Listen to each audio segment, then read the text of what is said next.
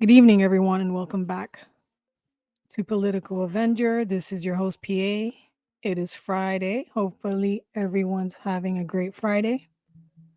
The time now is 8:33 p.m. I'm starting early because I know a lot of people are going out tonight.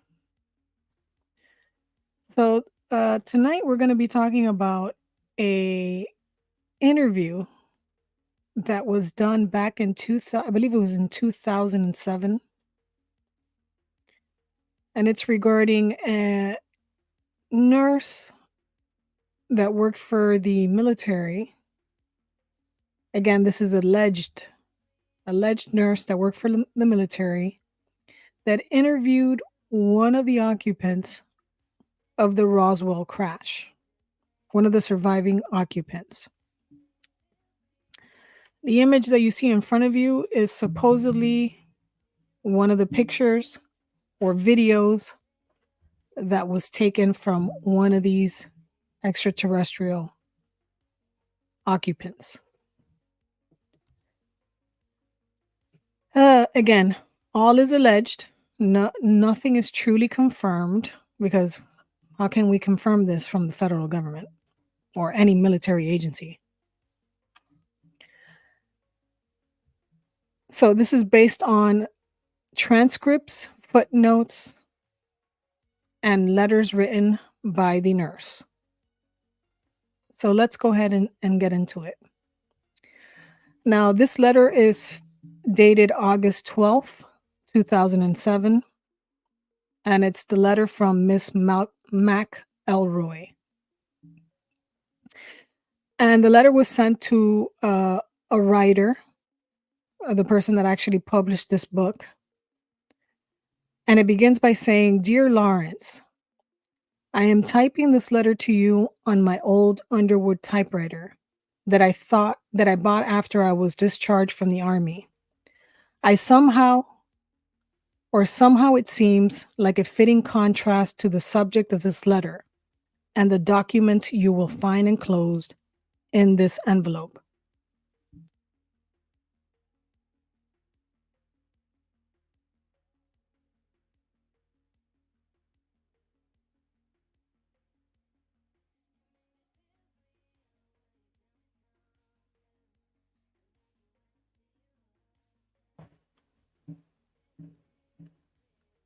The last time I spoke to you was about 8 years ago. During your brief telephone interview with me, you asked me to assist you with the research for the Oz Factors book. This is the book you were writing because you suspected that I might know something that would help your investigation into the possibility that extraterrestrial beings may have influenced the history of Earth.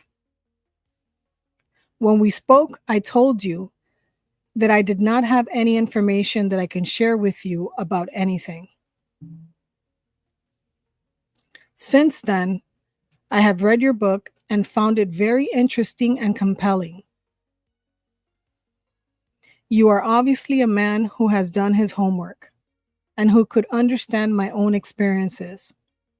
I've been thinking a lot about your allusion to the old philosopher whom you paraphrased in our conversation.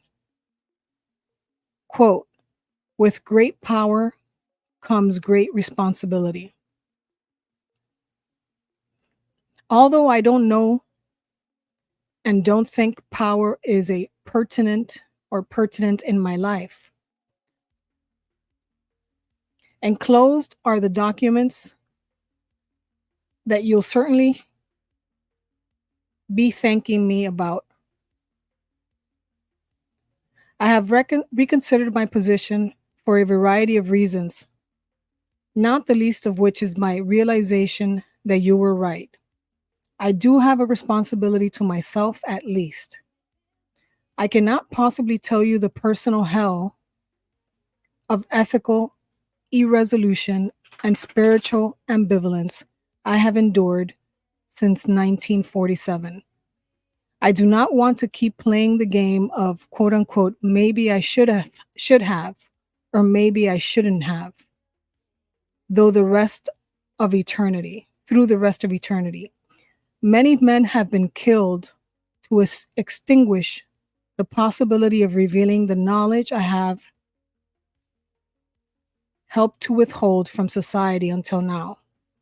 Only a small handful of people on earth have seen and heard what I have had the burden of keeping secret for 60 years.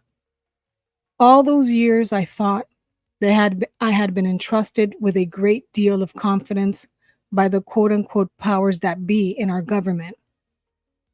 Although I have often felt that the power is greatly misguided to quote unquote protect mankind from the certain knowledge that not only do intelligent extraterrestrials, life forms exist, but that they have and continue to aggressively monitor and invade the lives of everyone on Earth every day.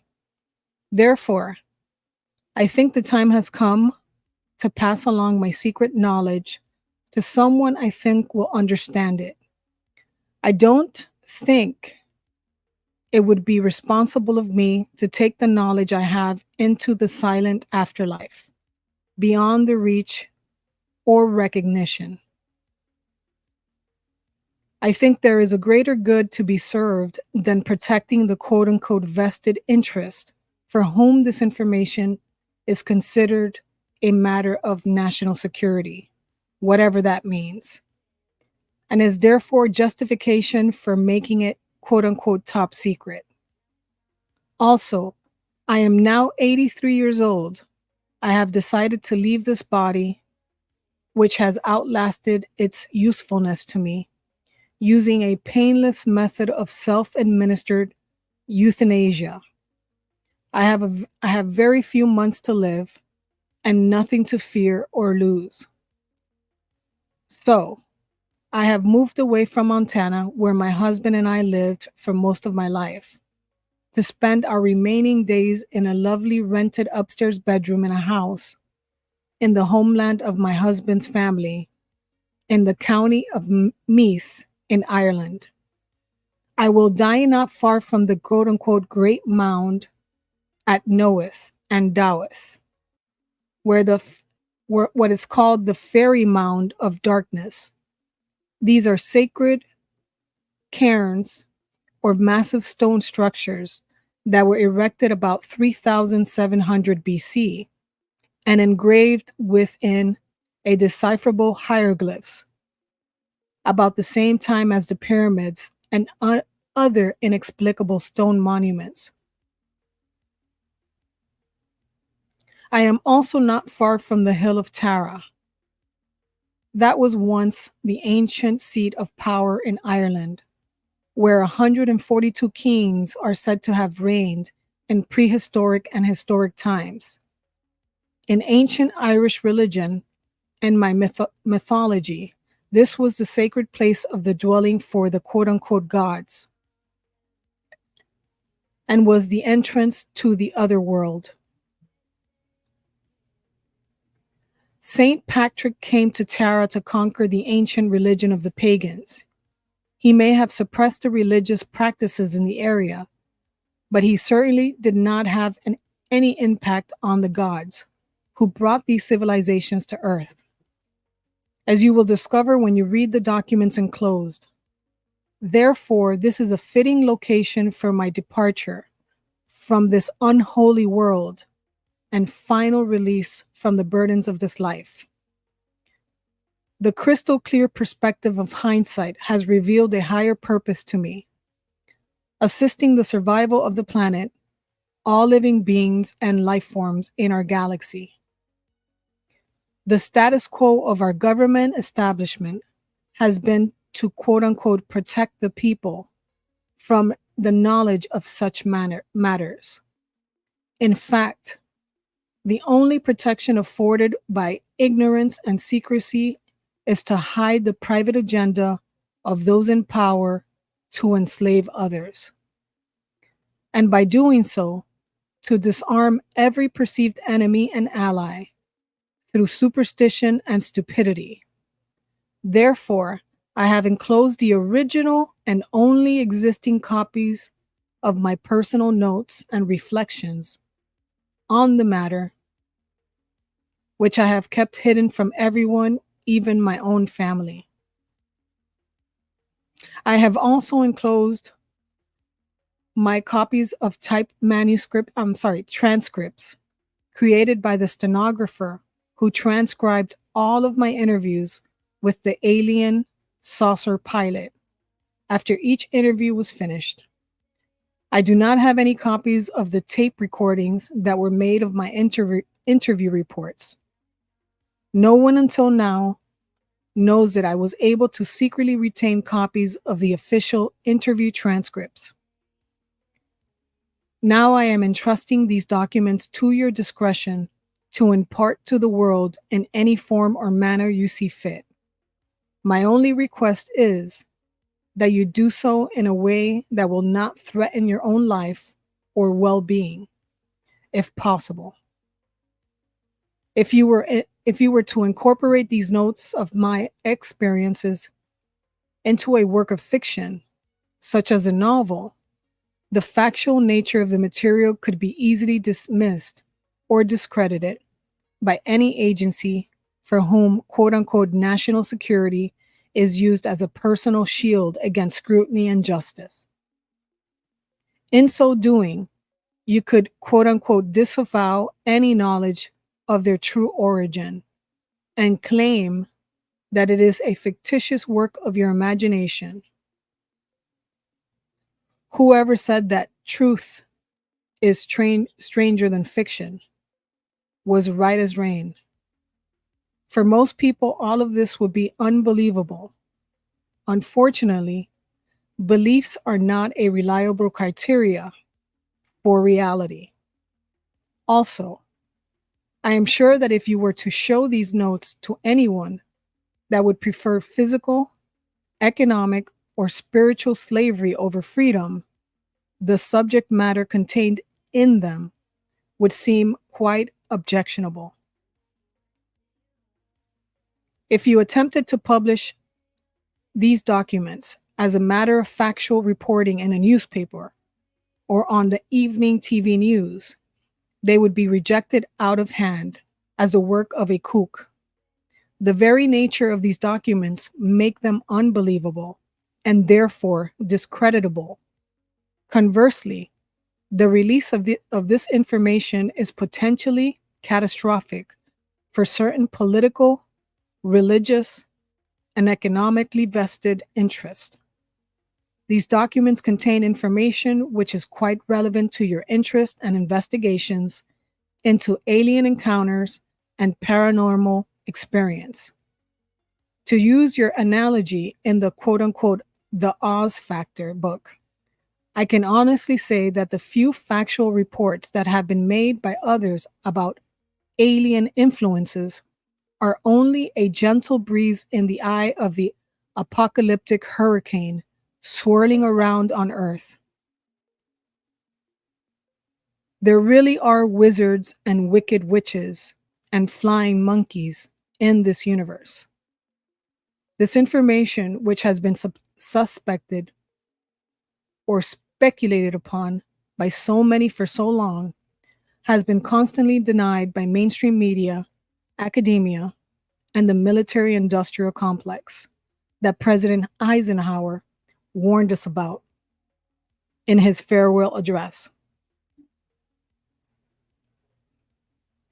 As you know, in July of 1947, the Roswell Army Air Field, the RAAF, issued a press release stating that personnel from the field's 509th Bomb Group had recovered a crashed flying disc from a ranch near Roswell, New Mexico, sparking an intense media interest. Later in the same day, the commanding general of the 8th Air Force stated that Major Jesse Marcel, who was involved with the original recovery of the debris, had recovered only the tattered remnants of a weather balloon. The true facts of the incident have been suppressed by the United States government since then. You may not know that I was enlisted in the U.S. Women's Army Air Force WAC Medical Corps, which was part of the U.S. Army back then. I was assigned to the 5th 509 Bomb Group as a flight nurse at the time of the incident.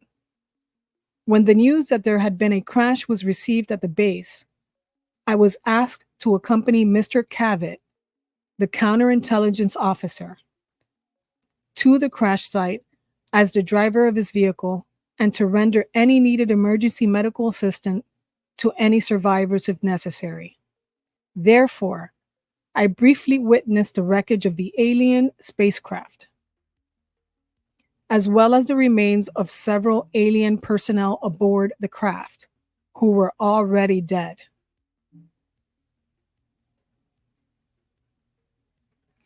When we arrived, I learned that one of the personnel on board the craft had survived the crash and was conscious and apparently uninjured. The conscious alien was similar in appearance, but not the same as the others. None of the other personnel present could communicate with the survivor, as the being did not communicate verbally or by any recognizable signs. However, while I examined the patient for injuries, I immediately detected and understood that the alien being was attempting to communicate with me by mental images or telepathic thought, which projected directly from the mind of the being. I immediately reported this phenomenon to Mr. Cavett, as no other person present could perceive these thoughts, and the alien seemed able to and willing to communicate with me. It was decided after a brief consultation with a senior officer that I would accompany the surviving alien back to the base. This was partly due to the fact that I was a nurse and could attend the physical needs of the alien, as well as serve as a non-threatening communicator and companion. After all, I was the only woman at the site and the only one who was not armed. I was thereafter assigned permanently to serve as a quote-unquote companion of the extraterrestrial or alien at all times. My duty was to communicate with and interview the alien and to make a complete report of all that I discovered to command authorities. Subsequently, I was supplied with a specific list of questions provided to me by the military and non-military personnel, which I was to quote-unquote interpret for the alien and record the responses to the questions provided. I also accompanied the alien at all times during the medical testing and the many other examinations to which that alien was subjected by staff from numerous government agencies. I was given a promotion in rank to Senior Master Sergeant to improve my security rating and to increase my pay grade from $54 a month to $138 a month. For this very unusual assignment, I performed these duties from July 7th through August of 1947, at which time the alien died or departed the body, as you will read about in my notes. Although I was never left entirely alone with the alien, as there were always military personnel and intelligence agency people, and a variety of other officials present for the time to time, I did have uninterrupted access to and communication with the alien being for nearly 6 weeks. Hereinafter is an overview and summary of my personal recollections of quote-unquote the conversations with the alien aircraft pilot, whom I came to know by the identity of Earl or Earl. I feel that it is my duty at this time, in the best interest of the citizens of the earth, to reveal what I have learned from my interaction with Earl during those 6 weeks on the anniversary of her death or departure 60 years ago. Although I served as a nurse in the Army Air Force, I am not a pilot or technician. Further, I did not have any direct contact with the spacecraft or other materials that were recovered from the crash site at that time or thereafter. To that degree, it must be taken into consideration that my understanding of the communications I had with Errol are based on my own subjective ability to interpret the meaning of the thoughts and mental images I was able to perceive.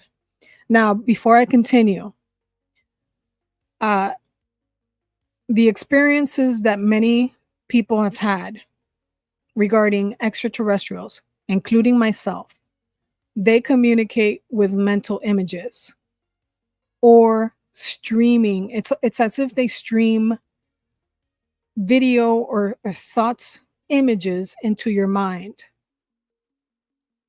This is how they do communicate.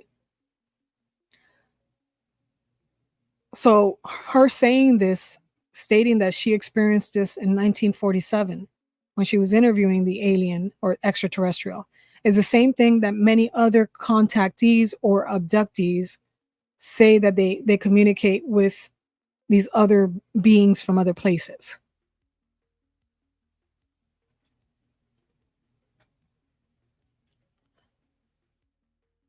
So I had with Errol are based, my thoughts and communications with Errol are based on my own subjective ability to interpret the meaning of the thoughts and mental images I was able to perceive. Our communication did not consist of quote unquote spoken language in the conventional sense. Indeed, the body of the alien had no mouth through which to speak. Our communication was by telepathy. At first, I could not understand Errol very clearly.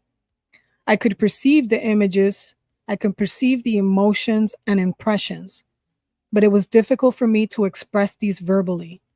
Once Errol learned the English language, she was able, and the alien was a female, she was able to focus her thoughts more precisely using symbols and meanings of words that I could understand. Learning the English language was done as a favor to me. It was more for my own benefit than hers. By the end of our interview sessions, and increasingly since then, I have become more comfortable with telepathic communication. I have become more adept at understanding Errol's thoughts as though they are my own. Somehow her thoughts become my thoughts. Her emotions are my emotions. However, this is limited by her willingness and intention to share her own personal universe with me. She is able to be selective about what she communicates or what communications I am allowed to receive from her. Likewise, her experiences, her training, her education, her relationships, and purposes are uniquely to her. This is the symbol of quote unquote the domain. The domain is a race or civilization of which Errol, the alien I interviewed, is an officer, pilot, and engineer serving in the domain expeditionary force. The symbol represents the origin and unlimited boundary of the known universe, united and integrated into a vast civilization under the control of the quote-unquote the domain. Errol is currently stationed at the base in the asteroid belt, which she refers to as a space station in the solar system of Earth. First and foremost, Errol is herself. Secondarily, she voluntarily serves as an officer. She's a pilot, an engineer in the domain expeditionary force. In that capacity, she has the duties and responsibilities, but she is at leave to come and go as she pleases also. Please accept this material and make it known to as many people as possible. I repeat that it is not my intention to endanger your life with the possession of this material, nor do I really expect you to believe any of it either. However, I do sense that you can appreciate the value that such knowledge may have to those who are willing and able to face the reality of it. Mankind needs to know the answers to questions which are contained in these documents. Who are we? Where did we come from? What is our purpose on Earth? Is mankind alone in the universe? If there is intelligent life elsewhere, why have they not contacted us? It is vital that people understand the devastating consequences to our spiritual and physical survival if we fail to take effective action to undo the long-standing and pervasive effects of alien intervention on Earth. Perhaps the information in these documents will serve as a stepping stone to a better future for mankind. I hope that you can be more clever, creative, and courageous in the distribution of this information than I have been. May the gods bless you and keep you. Matilda O'Donnell MacElroy, Senior Master Sergeant, Women's Army Air Force Medical Corps, retired. Now living in Meath, Ireland. So that was her letters to the person that she sent the material and the documents to. And before anybody asks, supposedly the writer, the person that published this, ended up destroying all the documents because of, it's speculated, because of fear for their life. So they published the information in a quote unquote book, but destroyed the documentation, the footnotes, and the physical original letters. So this is chapter 1 of the interview, of her personal notes. My first interview with the alien. Matilda O'Donnell MacElroy, personal notes.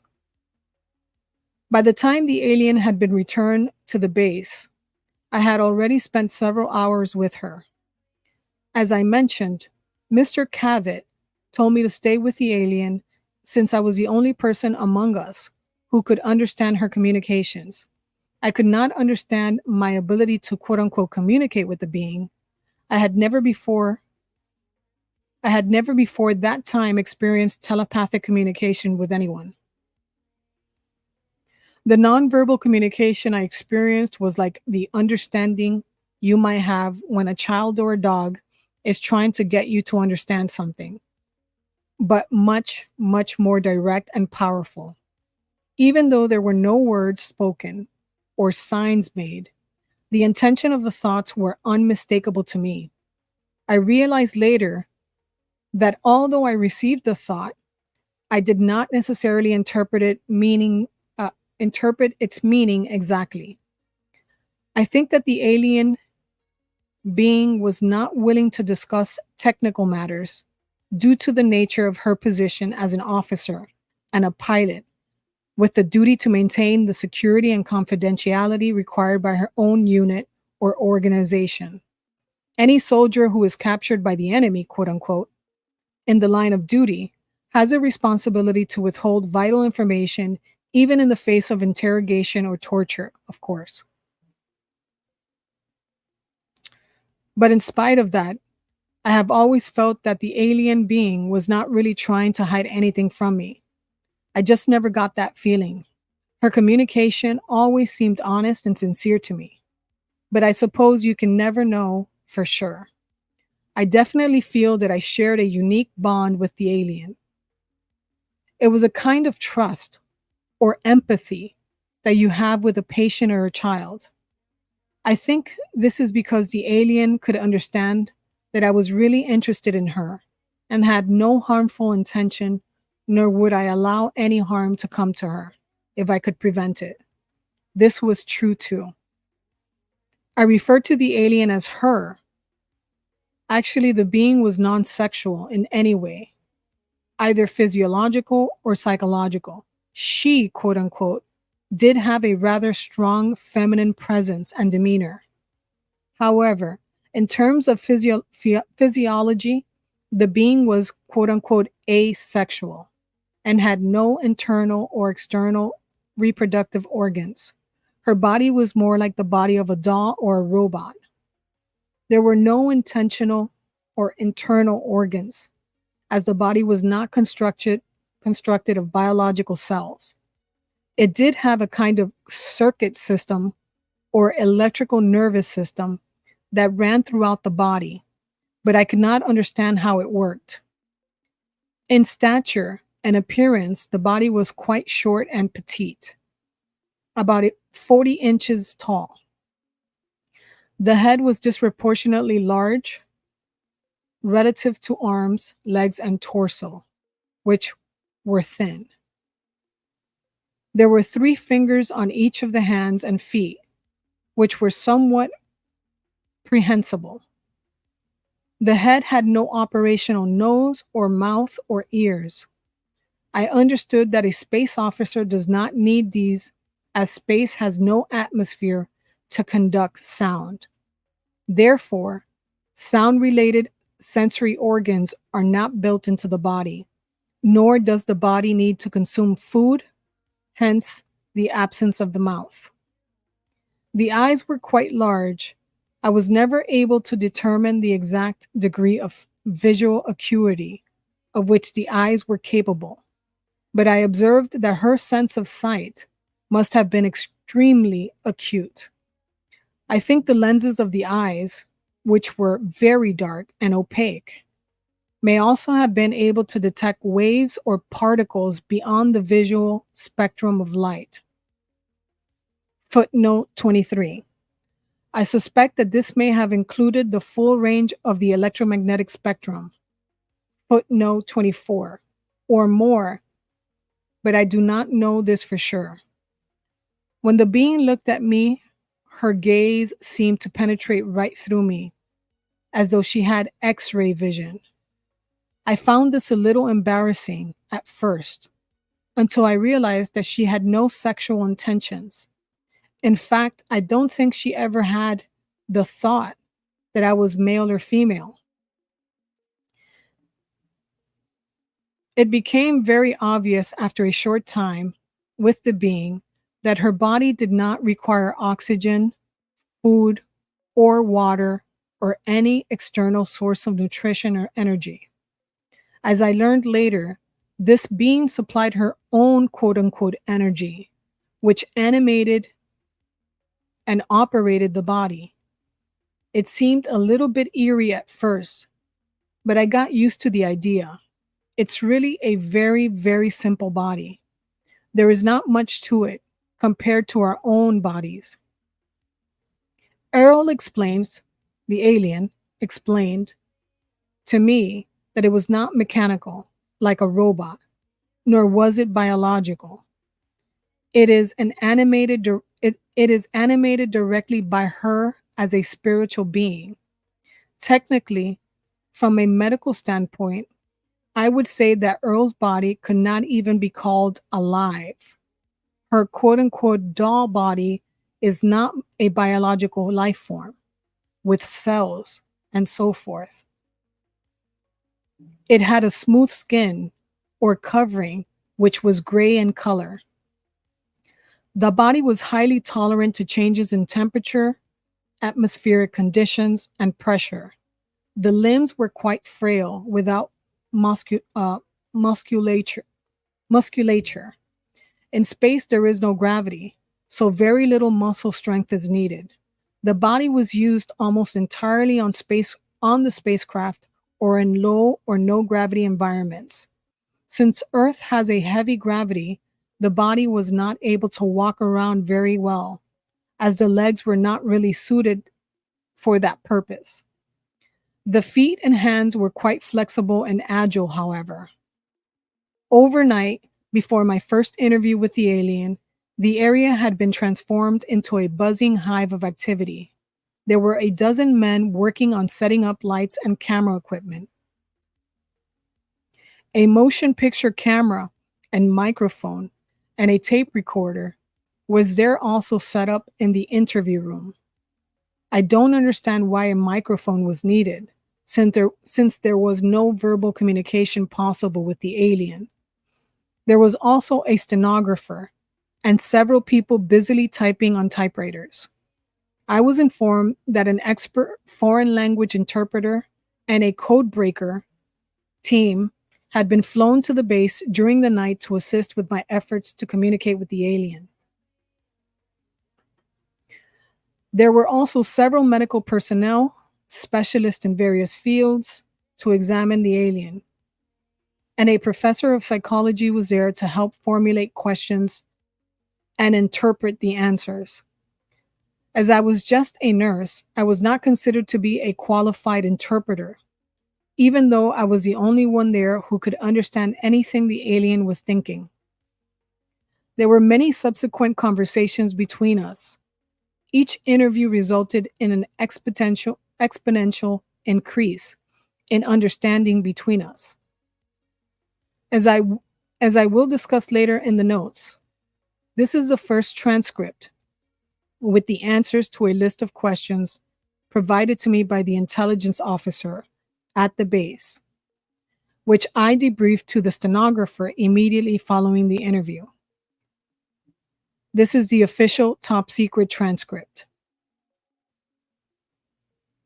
Official transcript of the U.S. Army Air Force Roswell Army Air Field, 509th Bomb Group, subject, alien interview, 9/7/1947.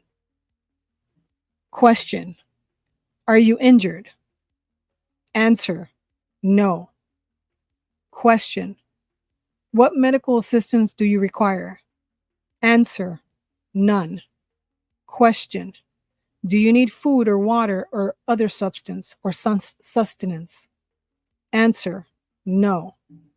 Question: Do you have any special environmental needs, such as air temperature, atmospheric chemical content, air pressure, or waste elimination? Answer: No.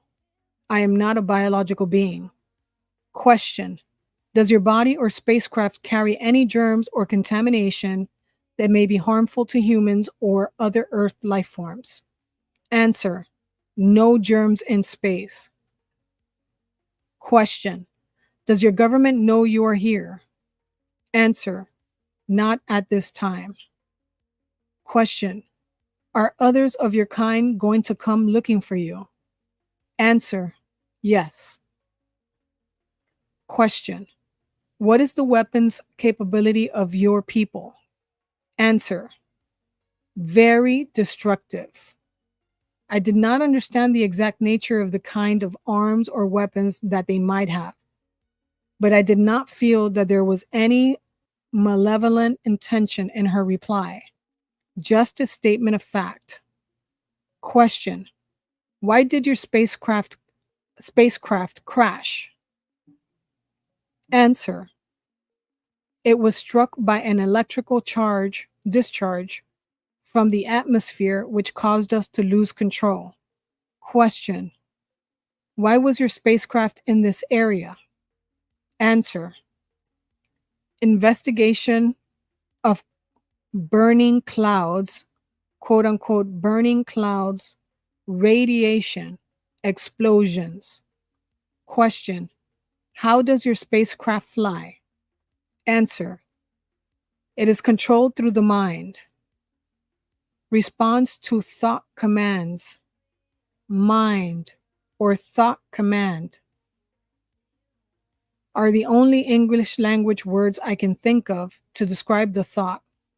Their bodies, and I think the spacecraft, are connected directly to them through some kind of electrical nervous system that they control with their own thoughts. Question: How do your people communicate with each other?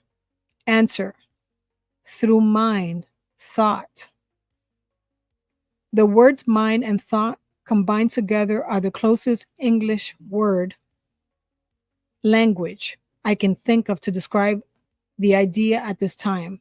However, it was very obvious to me that they communicate directly from the mind, just as she is communicating with me. Question: do you have a written language or symbols for communication? Answer: yes. Question: what planet are you from? Answer: the home, birthplace world of the domain. Since I am not an astronomer, I have no way of thinking in terms of stars, galaxies, constellations, directions in space. The impression I received from the alien was of a planet in the center of a huge cluster of galaxies that is to her like home or the birthplace. The word domain or domain is the closest word I can think of to describe her concept, images, thoughts about where she is from. It could as easily been called the territory or the realm. However, I am sure that it was not just a planet or a solar system or a cluster of stars, but an enormous number of galaxies. She continued the questioning. Question: will your government send representatives to meet with our leaders? Answer: no. Question: what are your intentions concerning Earth? Answer: preserve, protect property of the domain. Question: what have you learned about Earth governments and military installations? Answer: poor, small, destroy planet. Question: why haven't your people made your existence known to the people of the Earth? Answer: watch, observe, no contact. She continued to say, I got the impression that contact with people on Earth was not permitted, but I could not think of the word or the idea that communicated the impression I got exactly. They are just observing us. Question: have your people visited Earth previously? Answer: periodic, repeating observations. Question: how long have you known about Earth? Answer: long before humans. She continues, I am not sure if the word prehistoric would be more accurate, but it was definitely a very long period of time before human beings evolved. Question: what do you know about the history of civilization of Earth? Answer: small interest, attention, small time. She continues, the answer to this question seemed very vague to me. However, I perceived that her interest in Earth's history is not very strong, or that she did not pay much attention to it. Or maybe, I don't know, I didn't really get an answer to the question. She continues with the question. Can you describe your home world to us? Answer: place of civilization, culture, history, large planet, wealth, resources, always, order, power, knowledge, wisdom, 2 stars, 3 moons. Question: what is the state of development of your civilization? Answer: ancient, trillions of years, always, above all others, plan, schedule, progress, win, high goals, ideas. She continues, I used the number trillions because I am sure that the meaning was a number larger than many billions. The idea of the length of time she communicated is beyond me. It's really closer to the idea of quote unquote infinity in terms of Earth years. She continues with the questioning. Do you believe in God? Answer: we think. It is. Make it continue. Always. She explains, I am sure that the alien being does not understand the concept of God or worship as we do. I assumed that the people in her civilization were all atheists. My impression was that they think very highly of themselves and are very prideful indeed. She continues the questioning. What type of society do you have? Answer: order, power, future always, control, grow. She explains, these are the closest words I can use to describe the idea she had about her own society or civilization. Her emotion when communicating her response to this question became very intense, very bright, and empathetic. Her thought was filled with an emotion that gave me a feeling of jubilation or joy, but it made me very nervous. She continues with the questioning: are there other intelligent life forms besides yourself in the universe? Answer: everywhere. We are greatest, highest of all. She continues to explain, due to her small stature, I am sure that she did not mean the tallest or the biggest. Again, her prideful nature showed through in the feelings I received from her. And then it breaks to another personal note from Matilda. She explains, this was the conclusion of the interview when the answers to the first list of questions were typed and given to the people who were waiting for them. They were very excited that I was able to get the alien to say anything. However, after they finished reading my answers, they were disappointed that I could not understand more clearly. Now they had a lot of new questions because of the answers I received to the first list of questions. An officer told me to await further instructions. I waited for several hours in the adjoining office. I was not allowed to continue my interview with the alien. However, I was always well treated and allowed to eat and sleep and use the restroom facilities whenever I wanted.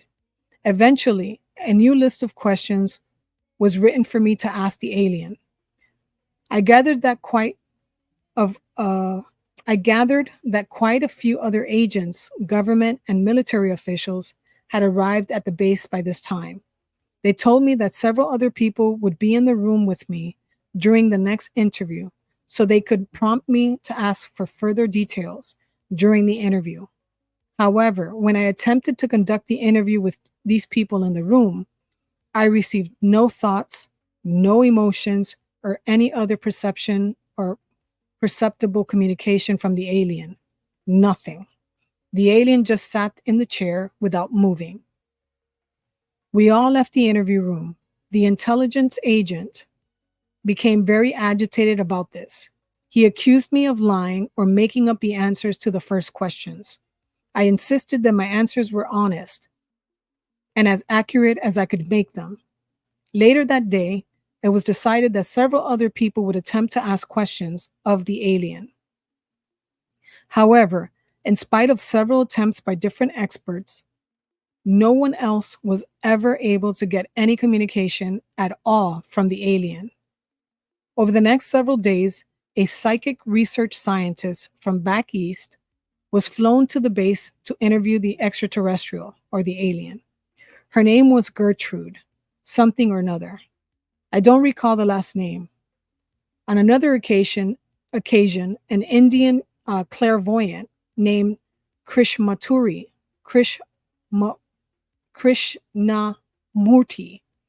came to the base to try to communicate with the alien. Neither one was successful at getting the alien to communicate anything. I was personally not able to communicate telepathically with either of these people either, although I did think that Mr. Krishnamurti was a very kind and intelligent gentleman. Finally, it was decided that I should be left with the alien by myself to see if I could get any answers. Chapter 2, Second Interview with the Alien. In the next interview, I was told to ask the alien only one question. Official transcript of interview, top secret. She continues with the questioning. Why have you stopped communicating? Answer: no stop. Others: hidden, covered, secret fear. She continues, the alien cannot communicate with them because they were afraid of her. or do not trust her. And it is clear to me that the alien is very aware that some people have secret intentions towards her and are hiding their real thoughts. It is equally obvious to me that the alien does not have even a tiny bit of fear of us, or anything else for that matter. Then she discusses in her personal notes, I pondered the words I chose to convey. The meaning of the alien's thoughts were very carefully before reporting to the stenographer and the people who were waiting anxiously in the other room. Personally, I never suffered any fear or misapprehension about the alien whatsoever. I was very, very curious and excited to learn anything and everything I could about her and from her. However, like the alien, I did not have much trust or confidence in the agents or authorities who were controlling my interviews. I had no idea what their intentions towards her might be. However, I am sure that the military officers were very, very nervous about having an alien spacecraft and a pilot on their hands. At that moment, my greatest worry was how to more clearly understand the thoughts and ideas of the extraterrestrial. I think that I was doing pretty well as a telepathic quote unquote receiver, but not as good as a telepathic sender. I wanted to desperately figure out a better way to communicate with the extraterrestrial in a way that would enable the growing legion of government officials to understand her more directly, without having to rely on my interpretation of her thoughts. I did not feel very well qualified to act as an interpreter, yet I was the only person with whom the alien would communicate. So it was up to me to get the job done. I was also becoming acutely aware that this was probably the biggest news event in the history of Earth, and that I should be proud to have any part in it. Of course, by that time, the entire incident had been officially denied in the press, and a cover-up of immense proportions by the military and the powers that be had already begun. However, I was beginning to feel the pressure of the responsibility for being the first person on Earth, as far as I knew, to communicate with an extraterrestrial life form. I think I know how Columbus must have felt when he discovered the quote unquote new world, the size of the continent on one small planet. But I was about to discover an entirely new unexplored universe. While I waited for my next instructions from my superiors, I went to my quarters under escort of several heavily armed MPs. Several other men dressed in black suits and ties accompanied me also. They were still there when I got up in the morning. After breakfast, which was brought to me in my own quarters, they escorted me back to the office at the base that was used for the interview. This is chapter 3, my third interview. The third interview and all subsequent interviews that I had with the alien were observed and recorded, as I mentioned before. And these were recorded by dozens of other people. Although they were not physically present, a special room had been constructed with a window of one-way glass through which the interview could be observed from an adjoining room without intruding on the alien. The alien had been moved into the newly constructed room and was seated in an ordinary overstuffed living room chair, covered with flowery fabric. I'm sure that someone had been sent into town to buy a chair from the nearest available furniture store. The alien's body was about the same size as a very thin 5-year-old child, so she was dwarfed by the chair. Since her body was not biological, it didn't need any food, air, or heat. And apparently, she didn't sleep either. There were no eyelids or eyebrows above her eyes, so the eyes didn't close. I don't think anyone can tell whether she was sleeping or awake as long as she was sitting upright in the chair.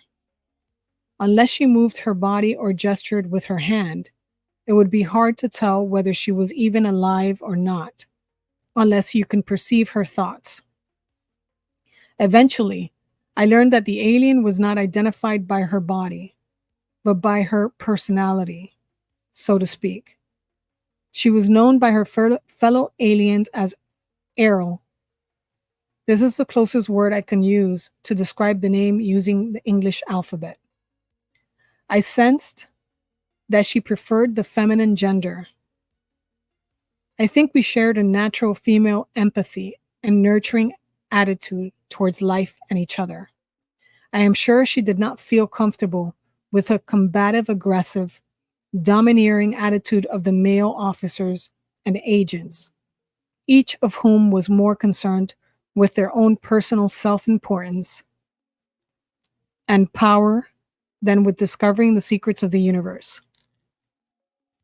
When I entered the room, she was very pleased to see me. I felt a very genuine sense of recognition, relief, and warm feeling from her. It was like the eager excitement and unconditional platonic affection one feels from a dog or a child, yet with a calm and reserved control.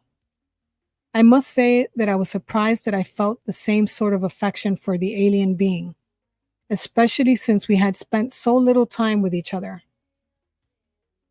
I was pleased that I was able to continue my interviews with her in spite of all the attention it was getting from the stream of government and military people arriving at the base.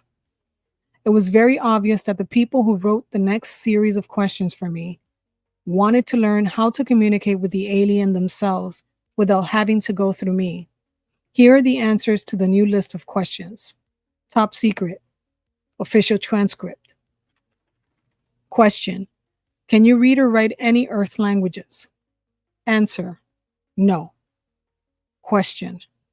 Do you understand numbers or mathematics? Answer. Yes. I am officer, pilot, engineer. Question. Can you write or draw symbols or pictures that we may be able to translate into our own language? Answer. Uncertain. Question. Are there any other signs or means of communication you can use to help us understand your thoughts more clearly? Answer. No. Personal note. I was very sure that this was not true, but I understood clearly that Earl was not willing to communicate in writing or drawing or sign language. My feeling was that she was following orders like any other soldier who has been captured, not to reveal any information that might be useful to an enemy, even under torture. She was only able and willing to reveal non-confidential or personal information or name, rank, and serial number.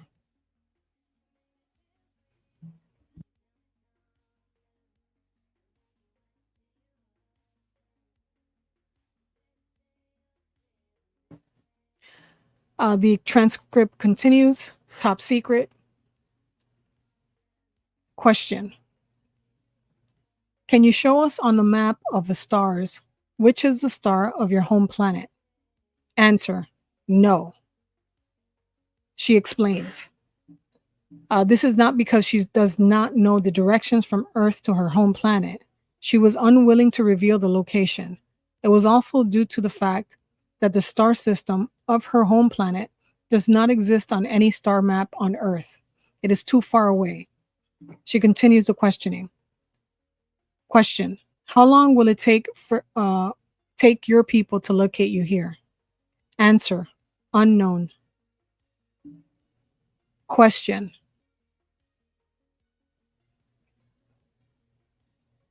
How long would it take your people to travel here to rescue you? Answer. Minutes or hours. Question. How can we make them understand that we do not intend to harm you? Answer. Intentions are clear. See in your mind. I'm ages, feelings. Images, feelings. Question: if you are not a biological entity, why do you refer to yourself as feminine? Answer: I am a creator, mother, source. Matilda's personal note. These questions took me only a few minutes to complete. I realized then that we may be in for some serious trouble if the alien was not willing to cooperate or reveal any information that the military or intelligence agencies or scientists considered to be useful to them.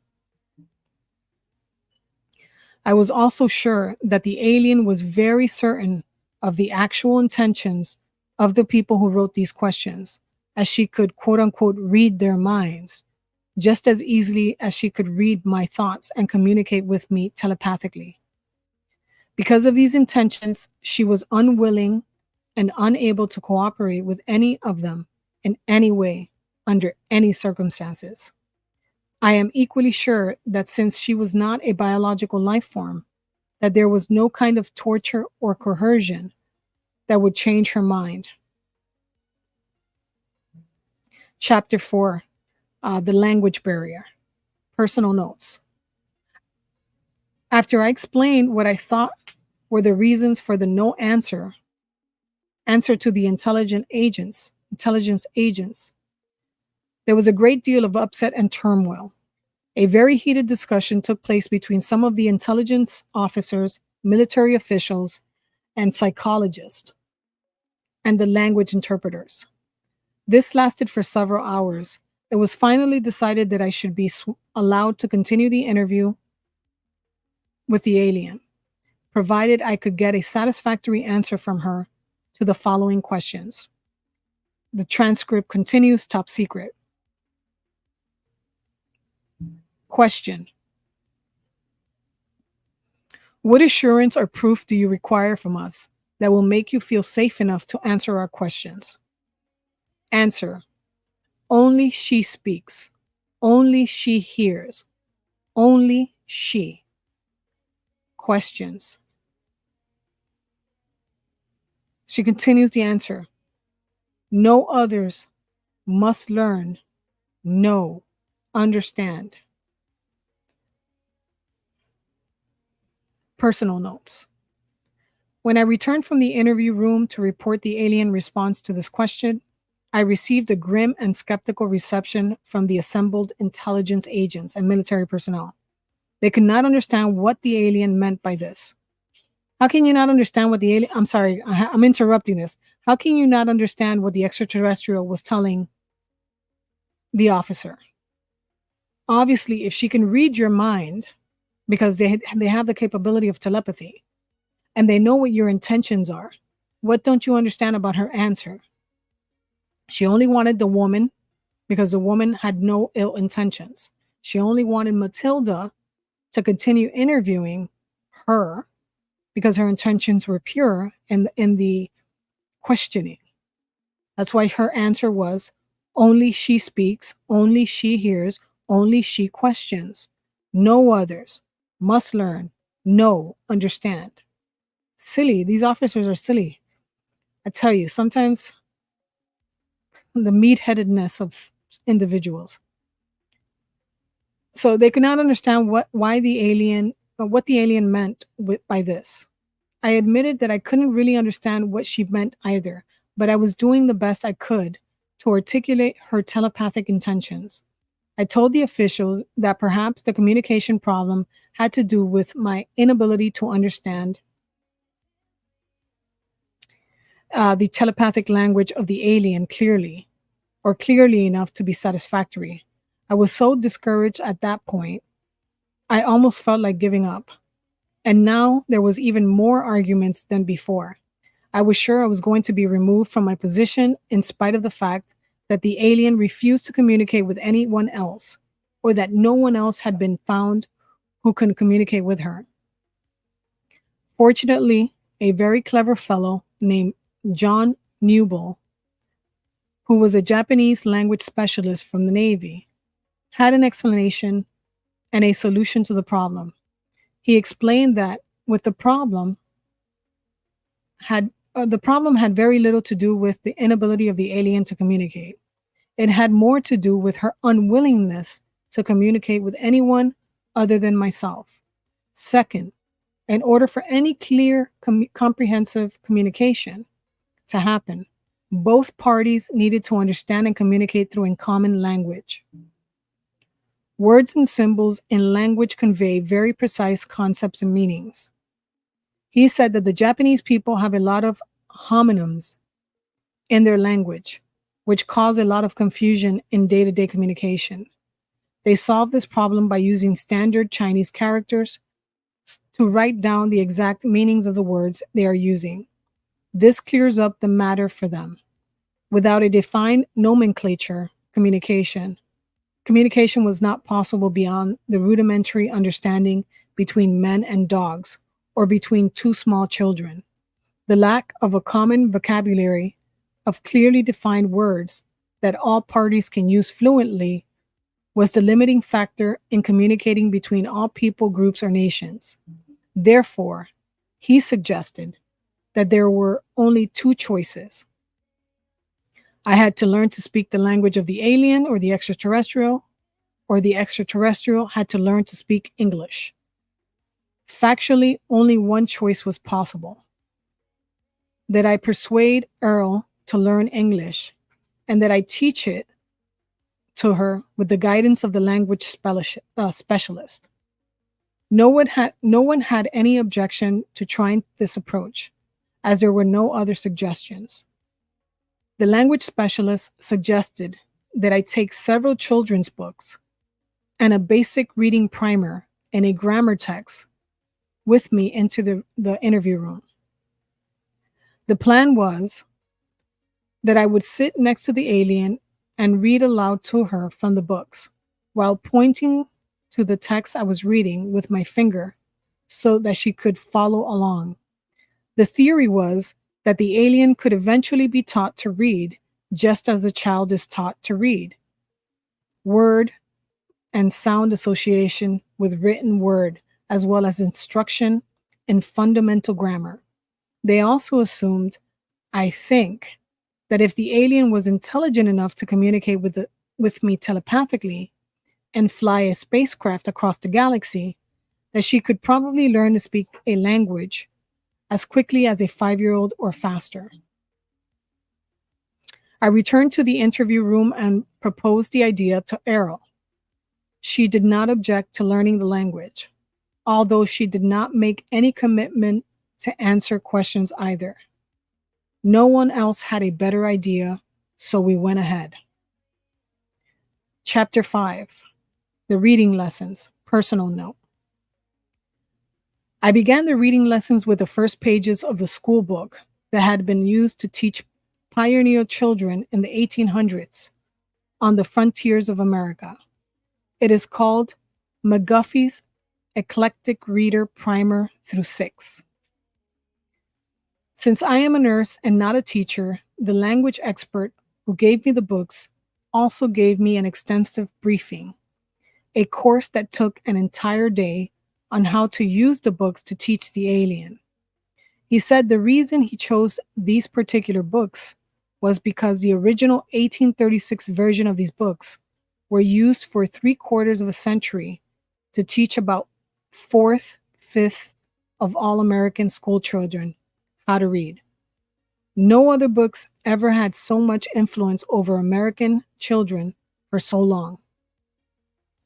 McGuffey's educational course begins in the quote-unquote the primer by presenting the letters of the alphabet to be memorized in sequence.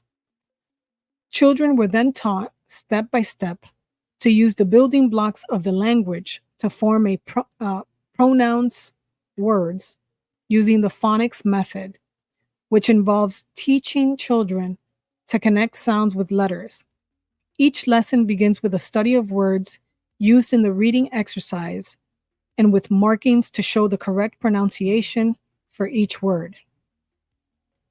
I discovered that the stories in the quote-unquote first and second readers pictured children in their relationship with family members, teachers, friends, animals.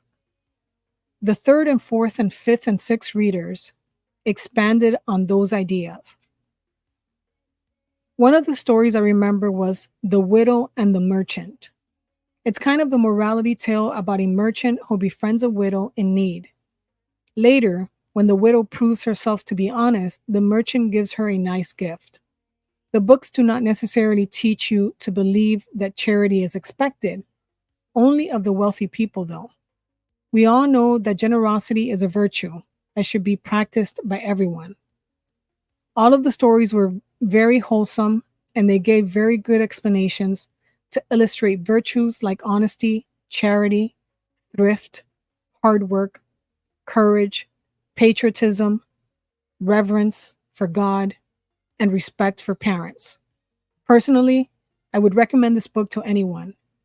I also discovered that the vocabulary used in the book was very advanced compared to the relatively limited number of words people use commonly in our modern age.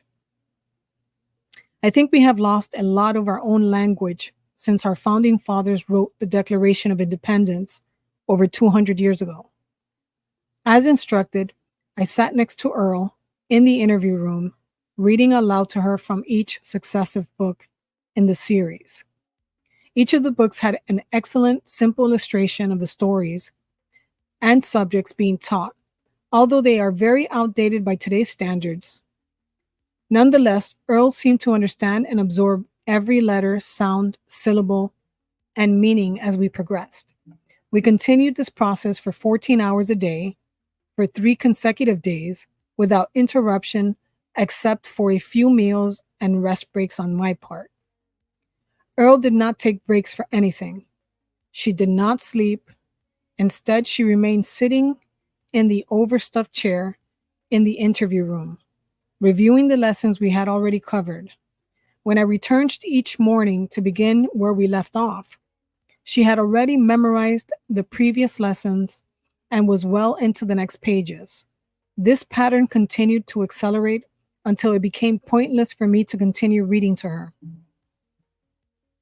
Although Earl did not have a mouth to speak with, she was now able to think at me in English. At the end of these lessons, Earl was able to read and study by herself. I showed her how to use a dictionary to look up new words she encountered.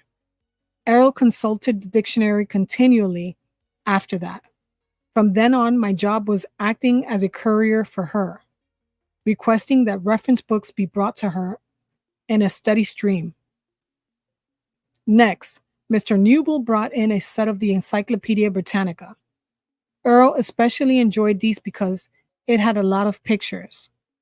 After that, she requested many more picture books and reference books with photographs, drawings, because it was much easier to understand the meaning if she could see a picture of the thing she was studying.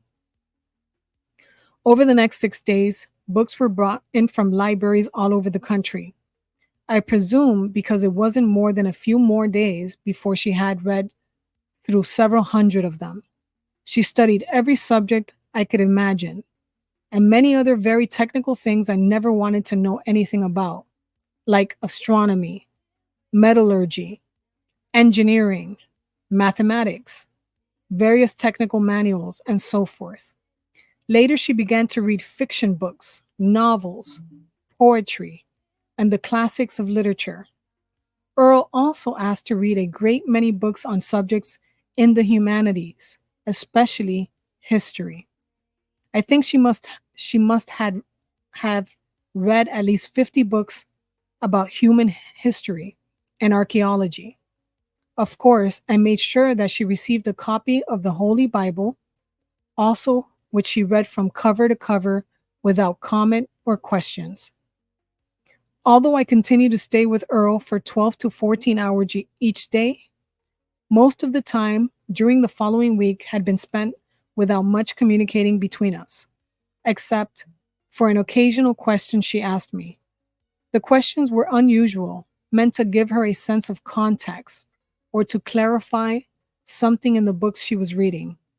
Oddly, Earl told me that her favorite book are Alice's Adventures in Wonderland, Don Quixote de la Mancha, and 1001 Nights. She said that the authors of these stories showed that it is more important to have great spirit and imagination than great skill or power. I could not answer a lot of her questions, so I consulted with the people in the outer room for answers. Most of most of these had to do with technical and scientific things. A few of her questions were about humanities. The depth of the complex understanding and subtlety of her questions showed that she had a very penetrating intellect. Personally, I think she had already known a lot more about the culture and history of Earth than she was willing to admit when we started. I would soon discover how much more. Chapter 6: My Education of Beings. Personal notes. By the 15th day after rescuing Earl from the crash site, I was able to communicate fluidly and effortlessly with her in English. She had absorbed so much writing material by this time that her academic education far exceeded my own. Although I graduated from high school in Los Angeles in 1940 and attended college for 4 years of pre-medical and nursing training, the variety of my own reading had been fairly limited. I had not studied most of the subjects to which Earl had now been exposed, especially considering her acute understanding, very intense study habits, and a nearly photographic memory. She was able to recall long passages from books she read. She was especially fond of sections of her favorite stories from classic literature, like the Adventures of Huckleberry Finn, Tales from Gulliver's Travels, and Peter Pan and the Legend of Sleepy Hollow. By this time, Earl had become the teacher, and I was her student. I was about to learn what men of Earth do not know and have no way of knowing. The throng of scientists and agents who observed us through the one-way glass of our interview room, whom Earl and I now referred to as the quote-unquote gallery, were growing increasingly impatient to ask her questions. But Earl continued to refuse to allow any questions to be asked of her by anyone other than myself, even vicariously through me as an interpreter or in writing. On the afternoon of the 16th day, Earl and I sat next to each other as she read. She closed the last page of the book she was reading and placed it aside. I was about to hand her the next book from a large pile waiting to be read when she turned and said, or thought to me, "I am ready to speak now." At first, I was a little confused by the remark. I gestured for her to continue, and she began to teach me my first lesson. Official transcript, top secret.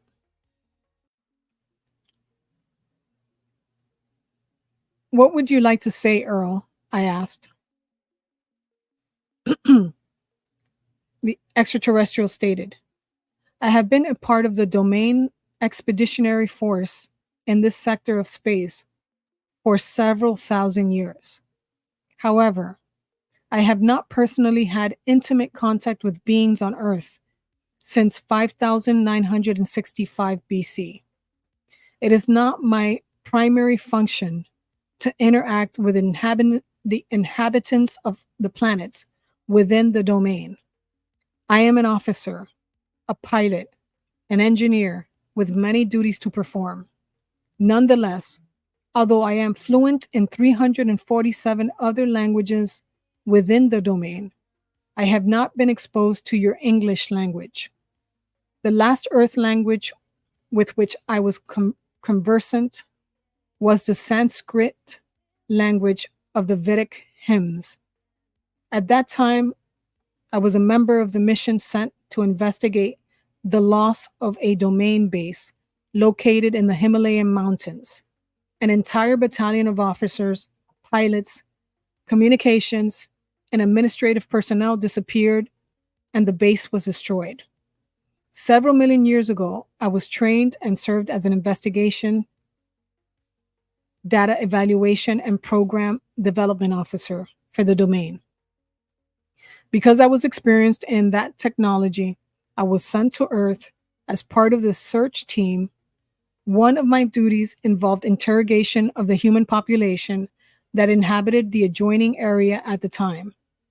Many of the people in that region reported sighting the quote-unquote Vimanas, or spacecraft, in the area. Following the logical extension of the evidence, testimony, and observation, as well as the absence of certain evidence, I led my team to the discovery that there were still quote-unquote old empire ships and well-hidden old empire installations in the solar system of which we had been completely unaware. You and I were unable to communicate in your language because I, personally, have not been exposed to your language. However, now that I have scanned your books and material that you provided me, the data has been relayed to our space station in this region and processed by our communications officer through our computers. It has been translated into my own language and relayed back to me in a context that I can think with. I have also received additional information from the files stored in our computers about the English language and the domain records concerning Earth civilization. Now I am prepared to give you certain information that I feel will be of great value to you. I will tell you the truth. Although truth is relative to all other truth, I wish to share with you as honestly and accurately as possible truth as I see it within the boundaries of my integrity to myself, to my race, and without violating my obligations to the organization I serve and have sworn to uphold and protect. Matilda said, "Okay." I thought, "Will you answer questions from the gallery now?" Earl, the alien, said, "No, I will not answer questions. I will provide information to you that I think will be beneficial to the well-being of the immortal spiritual beings who comprise humanity, and that will foster the survival of all the myriad life forms and the environment of Earth, as it is part of the mission of my mission to ensure the preservation of Earth. Personally, it is my conviction that all sentient beings are immortal spiritual beings. This includes human beings. For the sake of accuracy and simplicity, I will use a made-up word, the is-be, because the primary nature of an immortal being is that they live in a timeless state of quote-unquote is, and the only reason for their existence is that they decide to be. That's why they're calling it is-be. No matter how lowly their situation is or their station is in society, every is-be deserves the respect and the treatment that I myself would like to receive from others. Each person on Earth continues to be and is-be, whether they are aware of the fact or not. Personal notes. I will never forget this conversation.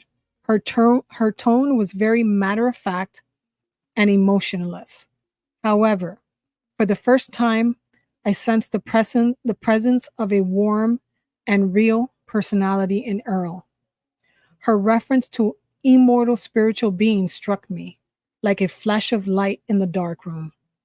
I had never before considered that a human being could be an immortal being. I thought that the status or power was reserved solely for the Father, the Son, and the Holy Ghost. And because I am a devout Catholic and subject to the word of the Lord Jesus and the Holy Father, I have never thought of a woman as an immortal spiritual being either. Not even in the Holy Mother Mary. Yet when Earl, extraterrestrial, thought that thought, I became vividly aware for the very first time that she personally was an immortal spiritual being, and so are we all. Earl said that she sensed that I was confused about the idea. She said she would demonstrate to me that I am also an immortal spiritual being. She said, "Be above your body." And immediately I realized that I was outside of my body, looking down from the ceiling at the top of my body's head. I was also able to see the room around me, including Earl's body sitting in the chair next to my own body. So she had an out-of-body experience with the extraterrestrial. After a moment, I realized the simple but shocking reality that I am not the body. In that moment, a black veil lifted. And for the first time in my life, and for a very long time into the past, I realized that I am not my soul, but that I am me, a spiritual being. This was an unexplainable epiphany, but one that fills me with a joy and relief I cannot recall having experienced ever before. As for the immortal part, I do not understand her meaning, as I have always been taught that I am not immortal. A spirit, perhaps, but certainly not immortal. After a moment, I'm not sure how long, Earl asked me if I had a better understanding of the idea. Suddenly, I was back inside my body again and said out loud, "Yes, I see what you mean." I was so taken aback by the experience that I had to get up from my chair and walk around the room for a few minutes. I made an excuse that I needed to get a drink of water and go to the restroom, which I did. In the restroom, I looked at myself in the mirror. I used the toilet, refreshed my makeup, and straightened my uniform. After 10 to 15 minutes, I felt more normal again and returned to the interview room. After that, I felt as though I was no longer just an interpreter for Earl. I felt as though I was a kindred spirit. I felt like I was safe at home with a trusted friend or a family member, as close as any I have ever had. Earl sensed and understood my confusion about the concept of personal immortality. She began her first lesson with me by explaining this to me. Official transcript. Earl told me her reasons for coming to Earth and for being in the area of the 509th Bomber Squadron. She was sent by her superior officers to investigate the explosions of nuclear weapons which have been tested in New Mexico. Her superiors ordered her to gather information from the atmosphere that could be used to determine the extent of the radiation and potential harms that this might have caused to the environment. During her mission, the spacecraft was struck by lightning, which caused her to lose control and crash. The spacecraft is operated by ISBs, who use doll bodies in much the same way that an actor wears a mask and costume. It is like a mechanical tool through which to operate the physical world. She, as well as all the other ISBs of the officer class and their superiors, inhabit these doll bodies when they are on duty in space. When they are not on duty, they leave the body and operate, think, communicate, travel, and exist without the use of the body. So these are spiritual beings. So they've before I continue, they've reached the point of ascension where they can take their spirit out of their whatever body they have and still live their lives in the energy form. That's crazy. This is the first time this is the first time I hear this. Though it's, you know, shouldn't be shocking, but it's whoa. That they created a body for them to, the energy or the spirit, their energy spirit to embody so they can travel and like experience or come to Earth. That's crazy. Wow. Whoa. No wonder no one's ever heard of this interview. Okay, so where am I? Is B. Is B okay? Okay. All right. Let's start from the top. So the bodies, no, sorry. When they okay, so the doll bodies when they are on duty in space, when they are not on duty, they leave the body and operate, think, communicate, travel, and exist without the use of the body. The bodies are constructed of synthetic materials, including a very sensitive electrical nervous system to which the ISB adjust themselves or tune in, like a frequency, I guess, tune in to an electronic wavelength that is matched uniquely to the wavelength or the frequency emitted by the ISB or the being. Each being is capable of creating a unique wave frequency which identifies them, much like a radio signal frequency. This serves in part as an identification, like a fingerprint. The doll body acts like a radio receiver for the extraterrestrial being. No two frequencies or doll bodies are exactly the same. The bodies of each being crew member are likewise tuned into and connected to the nervous system that's built in the spacecraft. The spacecraft is built in much the same way as the doll body. It is adjusted specifically to the frequency of each being crew member. Therefore, the craft can be operated by the thoughts. Whoa, something just hit me so hardcore. Wow. Wow. Something just, whoa, there's an energy in the room. Oh my God. Oh shit. There's an energy that just arrived in this room, people. Oh my God. And it just hit me. Okay. For those of you that are following me on YouTube, if you haven't followed me, even though, you know, I have different things going on X. If you haven't been to my profile on X, after I do this series of the interview, go to my profile on X and go to the pinned video. The pinned video on X is NASA footage of, wow, this is like totally blowing my mind right now. It's a NASA footage showing quote unquote UFOs. Look at the footage, okay?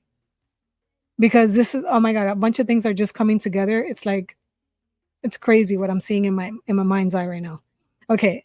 Anyways, let me continue before I get sidetracked here. Oh, where was I? Crazy stuff, man. The bodies of each being crew member are likewise tuned into and connected to the nervous system, built into the spacecraft. The spacecraft is built in much the same way as a doll body. It is adjusted specifically to the frequency of each being crew member. Therefore, the craft can be operated by thoughts. Okay, the spacecraft can be operated by thoughts or energy emitted by the ISB being, the extraterrestrial. It is really a very simple direct control system. So there are no complicated controls or navigation equipment on board the spacecraft.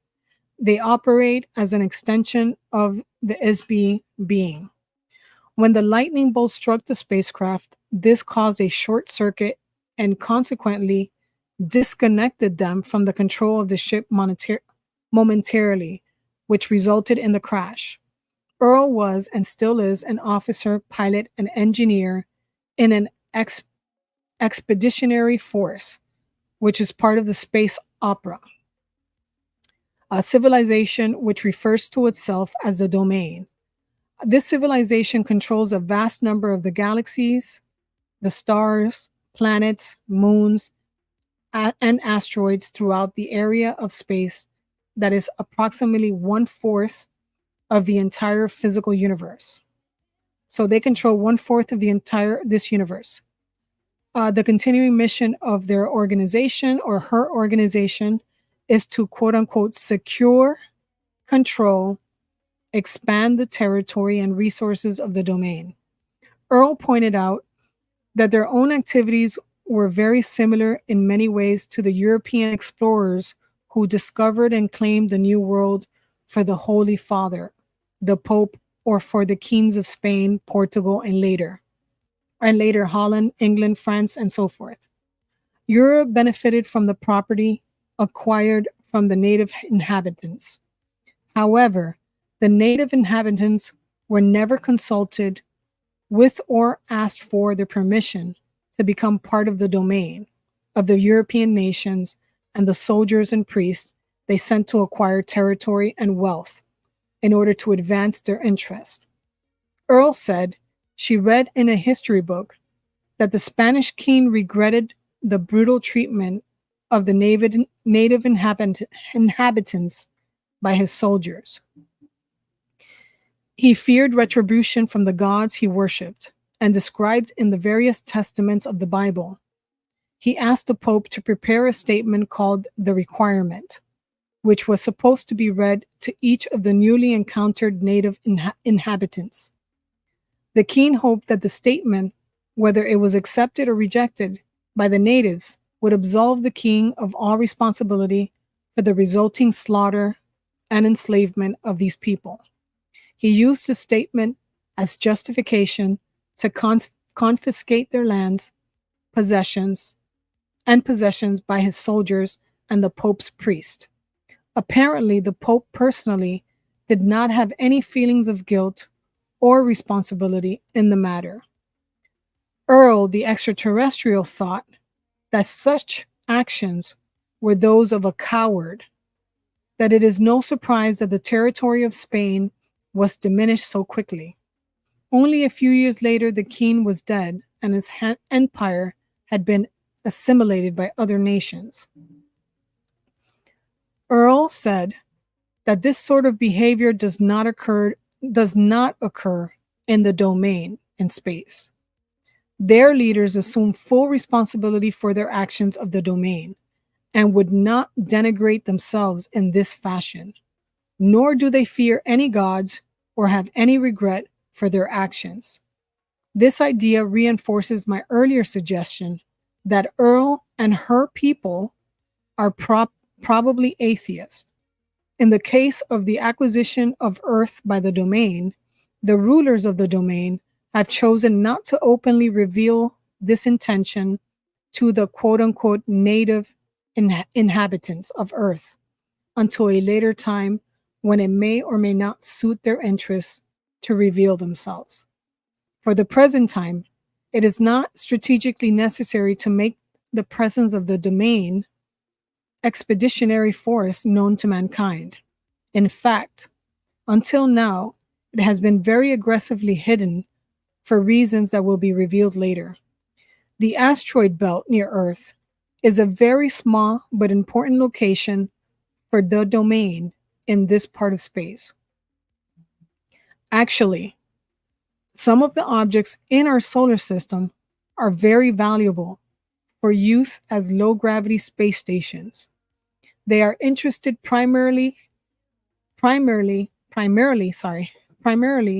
in the low-gravity satellites in the solar system, which consist mainly of the side of the moon facing away from Earth. I knew it. And the asteroid belt, which was a planet that was destroyed billions of years ago, and to a lesser degree, Mars and Venus. So this explains why we have not been back to the moon. Clear as day. We have not been back to the moon because there's somebody on the other side of the moon that told us, you better not come back to the moon. Unless you grow up as a civilization. Doom structures synthesized from gypsum or underground bases covered by electromagnetic force screens are easily constructed to house the domain forces. Once an area of space is acquired by the domain, and becomes a part of the territory under its control, it is treated as the property of the domain. The space station near the planet Earth is important only because it lay along a path of the domain expansion route towards the center of the Milky Way galaxy and beyond. Of course, everyone in the domain is aware of this, except for the people of Earth. When you watch the video, the NASA video, you're gonna flip your wig. You're gonna flip your wig. It's crazy stuff. Crazy stuff. Okay, chapter 7. A lesson in ancient history, personal notes. My instruction with Earl continued through the night until the dawn of the next morning. I must say that I was fascinated, skeptical, shocked, alarmed, dismayed, and disgruntled by the lesson I was getting from Earl. I could never have imagined any of what she was telling me, not even in my wildest dreams and nightmares. The next afternoon, after I had slept, showered, and eaten, I was debriefed about my interview session the previous evening by members of the gallery who recorded my account of what Earl told me. There was a stenographer present for this session, as usual, to whom I debriefed after each interview, and there were also 6 or 7 men who asked for clarification on my statements. As always, there was constant pressure applied to me to use my influence with Earl to persuade her to answer specific questions prompted by members of the gallery.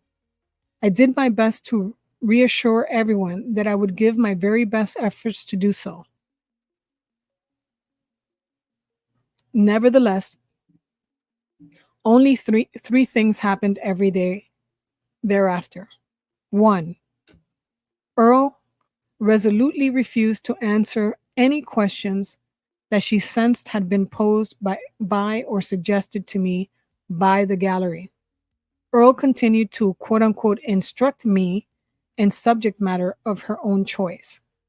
Every evening after my interview with or instruction from Earl, she would give me a new list of subject matter about which she wanted more information.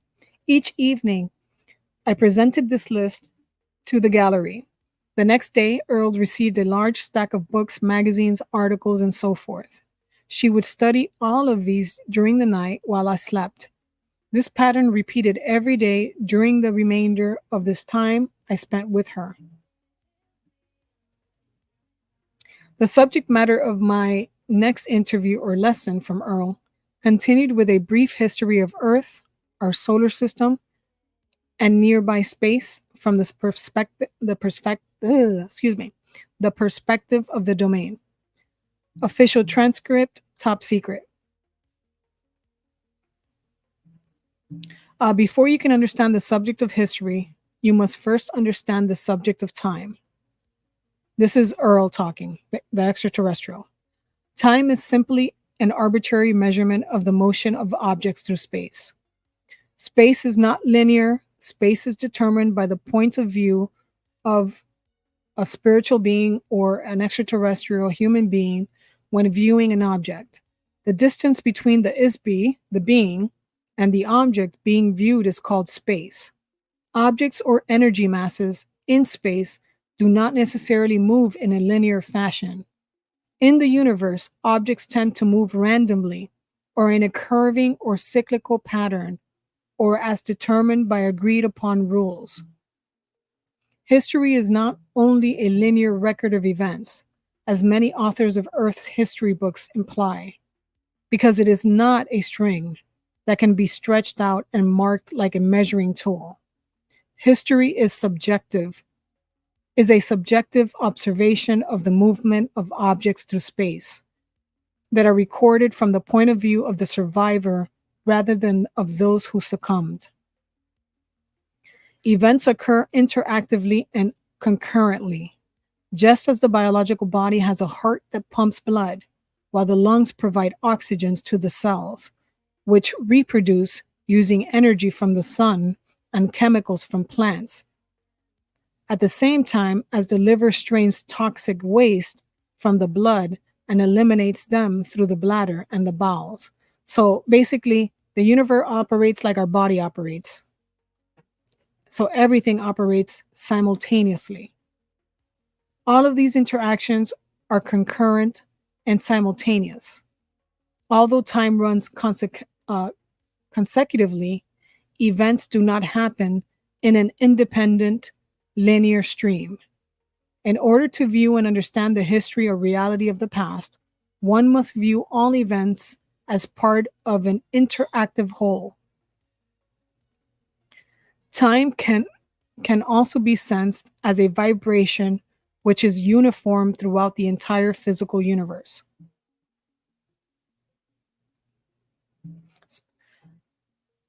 Earl explained that ISBs, or beings, have been around since before the beginning of the universe.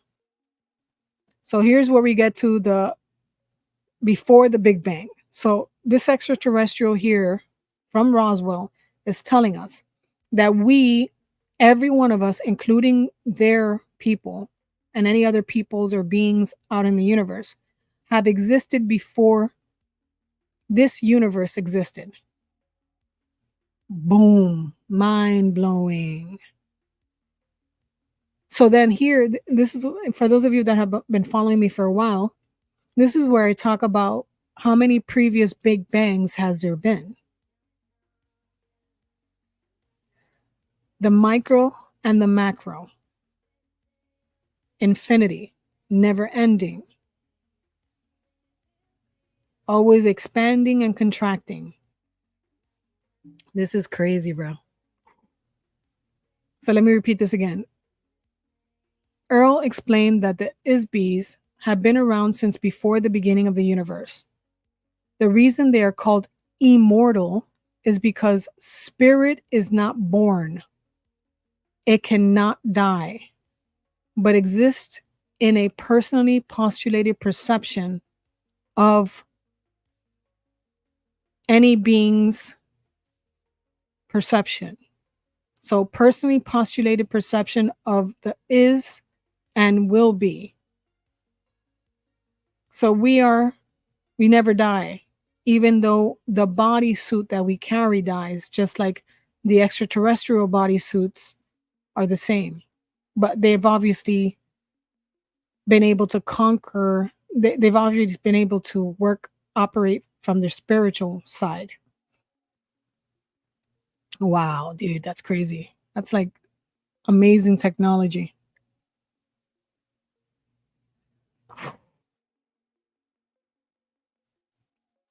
She was careful to explain that every spirit is not the same. Okay, so here we're getting every spirit is not the same. Each is completely unique in identity, in power, in awareness, and ability. The difference between an ISB like Earl, a spiritual being like Earl, like the extraterrestrial, and most of the ISB spiritual beings on Earth is that Earl can enter and depart her body at will. And of course, now humans are starting to, like clairvoyants and meditators are starting to do the same thing. They travel outside their body and can enter in and out of their body. We're just in the early stages of learning how to do that.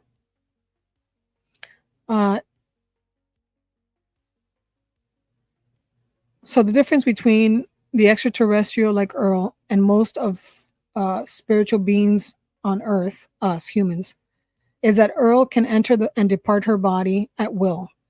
She can perceive a selective depth through matter. Earl and other officers of the domain can communicate telepathically. Since an spiritual being is not a physical universe entity, it has no location in space or time.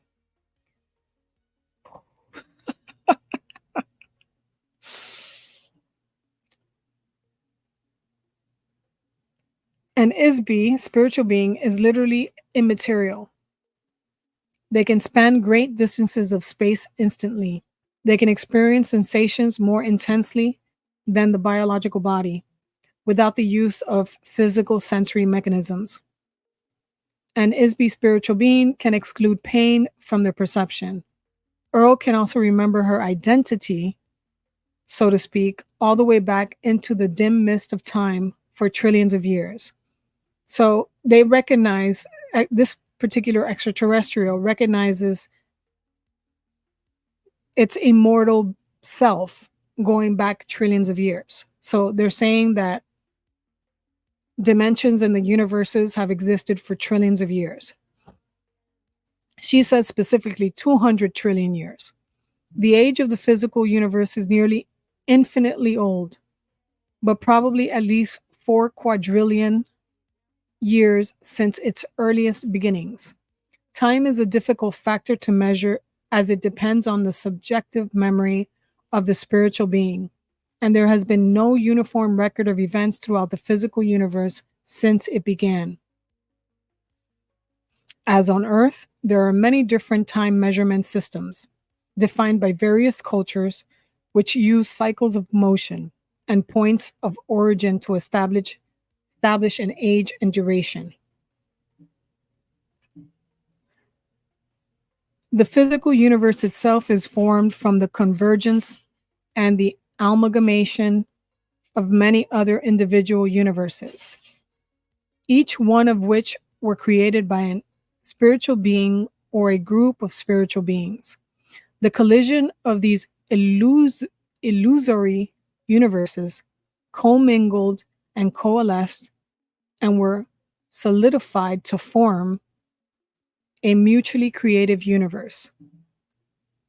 Because it is agreed that energy and forms can be created but not destroyed, this creative process has continued to form an ever-expanding universe of nearly infinite physical proportions.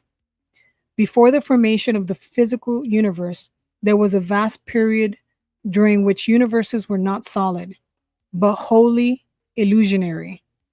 So you can call that the Matrix or the holographic universe.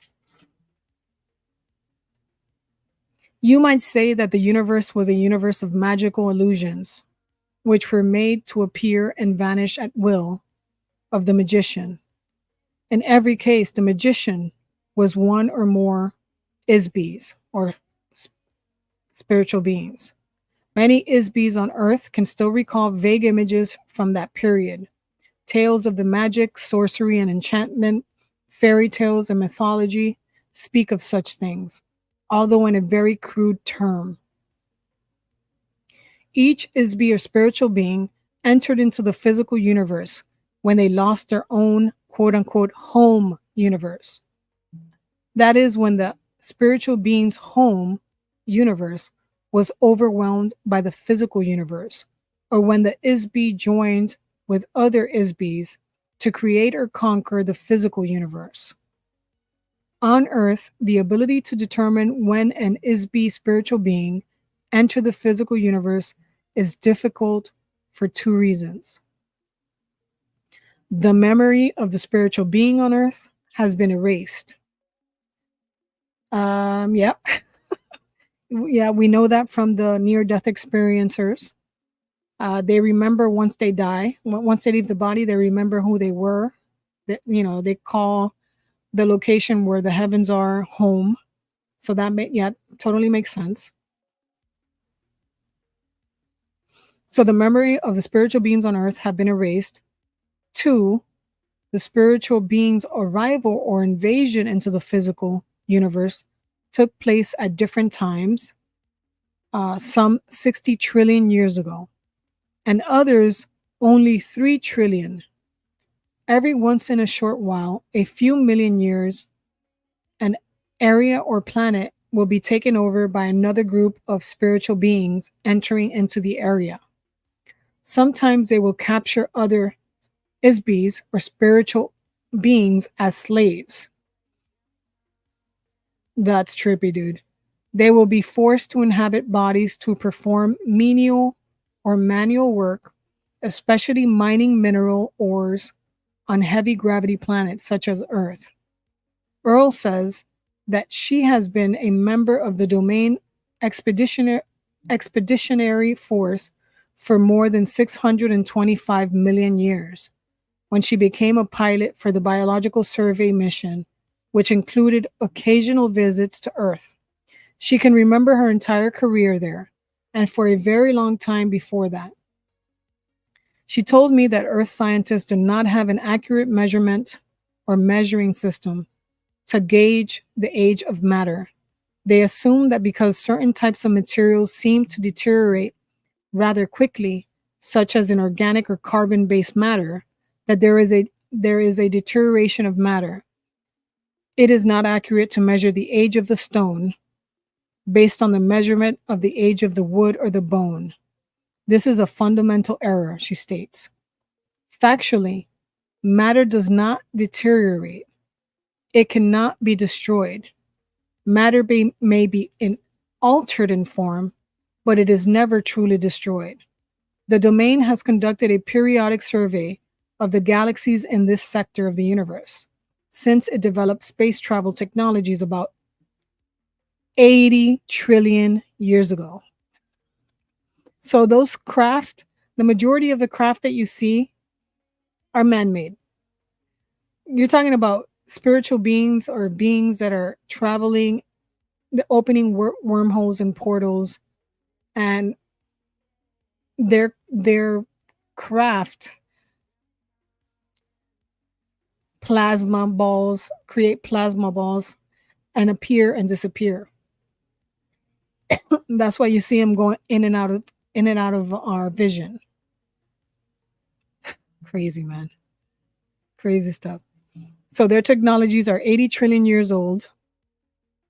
A review of the changes in the complexion of the Earth revealed that mountain ranges rise and fall, continents change location, the poles of the planet shift, ice caps come and go, oceans appear and disappear, rivers and valleys and canyons change. In all cases, the matter is the same. It is always the same sand. Every form and substance is made of the same basic material, which never deteriorates. Personal notes. I cannot even begin to imagine how advanced a civilization may have become, technically and mentally, after trillions of years. Just think of how advanced our own country has become compared to only 150 years ago. Only a few generations ago, transportation was on foot, horseback, or boat. Reading was done by candlelight. Heating and cooking were done over a fireplace, and there wasn't any indoor plumbing. Official transcripts. It continues. She continues interviewing or making the statement. Earl described the abilities of the ISB spiritual officers of the domain to me, and she demonstrated one to me when she contacted them telepathically. A communications officer of the domain who is stationed in the asteroid belt. The asteroid belt is composed of thousands of broken up pieces of a planet that once existed between Mars and Jupiter. It serves as a good low gravity jumping off point for incoming spacecraft traveling towards the center of the galaxy. She requested this officer consult information stored in the files of the domain concerning the history of Earth. She asked the communications officers to feed the information to Earl. The communications officer immediately complied with the request. So imagine this nurse, military nurse, is having a telepathic communication with the extraterrestrial, and the extraterrestrial, while in the possession of us in New Mexico, wherever, Area 51 or wherever they're at, is still able to communicate with her own personnel in space through her mind. So they still have telepathic communication while they're in space or wherever she is to get that information. Isn't that nuts? So the technology of the body is able to receive, and obviously artificial intelligence, they created artificial intelligence. The body that they're inhabiting is a computer. They receive transmissions. of the mind of other officers. It's mind-blowing. So the officer immediately complied with the request. Based on the information stored in the files of the domain, Earl was able to give me a brief overview of the history lesson. This is what Earl told me that the domain had observed about the history of Earth. She told me that the domain force first entered into the Milky Way galaxy very recently, only about 10,000 years ago. Their first action was to conquer the home planets of the old empire. This is not the official name, but a nickname given to the conquered civilization by the domain forces that served as the seat of central government for this galaxy and other adjoining regions of space. These planets are located in the star systems in the tail of the Big Dipper constellation.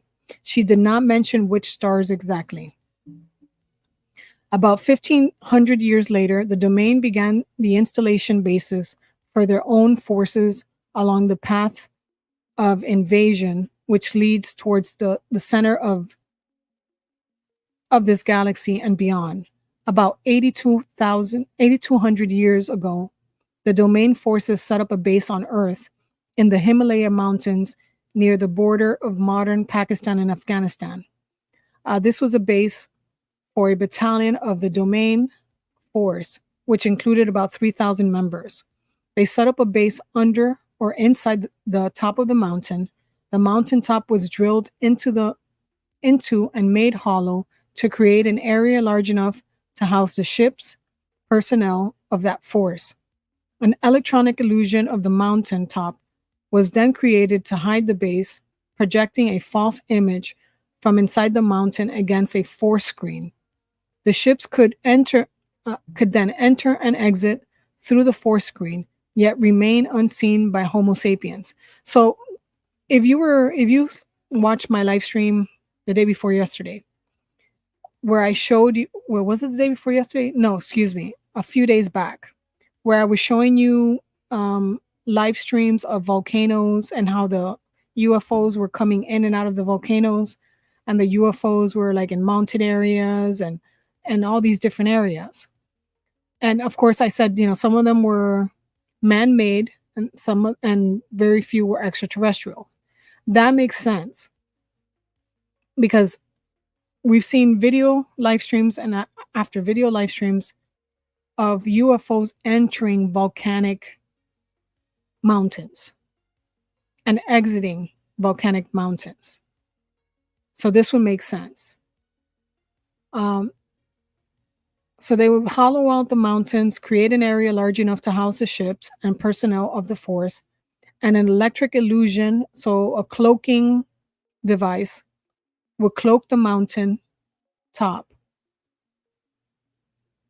and then was created to hide the base by projecting a false image from inside the mountain against a force screen.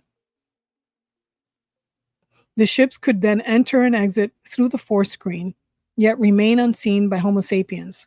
Shortly after they settled there, the base was surprised by an attack from a remnant of the military forces of the old empire. Unbeknownst to the domain, a hidden underground base on Mars, operated by the old empire, had existed for a very long time. The domain base was wiped out by a military attack from the Mars base, and the spiritual beings, the Isbis of the domain force, were captured. So this is where we have the battles of the heavens. You can imagine that the domain was very upset about losing such a large force of officers and crew. So they sent other crews to Earth to look for them. Those crews were also attacked. The captured Isbis, spiritual beings from the domain, were handled in the same fashion as all other Isbis who had been sent to Earth. They were each given amnesia, had their memories replaced with false pictures and hypnotic commands, and sent to Earth to inhabit biological bodies. They are still a part of the human population today. Here's where we get into the DNA and the Nephilim for some people. After a very persistent and extensive investigation into the loss of their crews, the domain discovered the old empire has been operating a very extensive and very carefully hidden base of operations in this part of the galaxy for millions of years. No one knows exactly how long. Eventually, the spacecraft of the old empire forces and the domain engaged each other in open combat in the space of the solar system. According to Earl, there was a running battle between the old empire forces and the domain until about 1235 AD, when the domain forces finally destroyed the last of the spacecraft of the old empire in this area. The domain force lost many of its own ships in this area during that time also. About 1,000 years later, the quote unquote old empire base was discovered by accident in the spring of 1914 AD. The discovery was made when the body of the Archduke of Austria was taken over by an officer. Okay, so the way the extraterrestrial is talking about this is almost as they're talking about possession or body snatching. This is what it sounds like. So the discovery was made when the body of the Archduke of Austria was taken over, quote unquote, by an officer of the domain force. This officer, who was stationed in the asteroid belt, was sent to Earth on a routine mission to gather reconnaissance. The purpose of this quote unquote takeover or possession was to use the body as a disguise through which to infiltrate human society in order to gather information about current events on Earth. The officer, as an Isby spiritual being, having greater power than the being inhabiting the body of the Archduke, simply pushed the being out and took over control of the body. So they're talking about they have the capability to possess your body because they're more advanced than we are. So they can possess the body like other spirits and demons can possess the body. Very interesting. The officer, as an Isby spiritual being having greater power than the being inhabiting the body of the Archduke, simply pushed the being out and took over control of the body. However, this officer did not realize how much the Habsburgs were hated by feuding factions in the country. So he was caught off guard when the body of the Archduke was assassinated by the Bosnian student. The officer or the spiritual being was suddenly knocked out of the body when it was shot by the assassin. Disoriented, the Isby spiritual being inadvertently penetrated one of the amnesia force screens and was captured.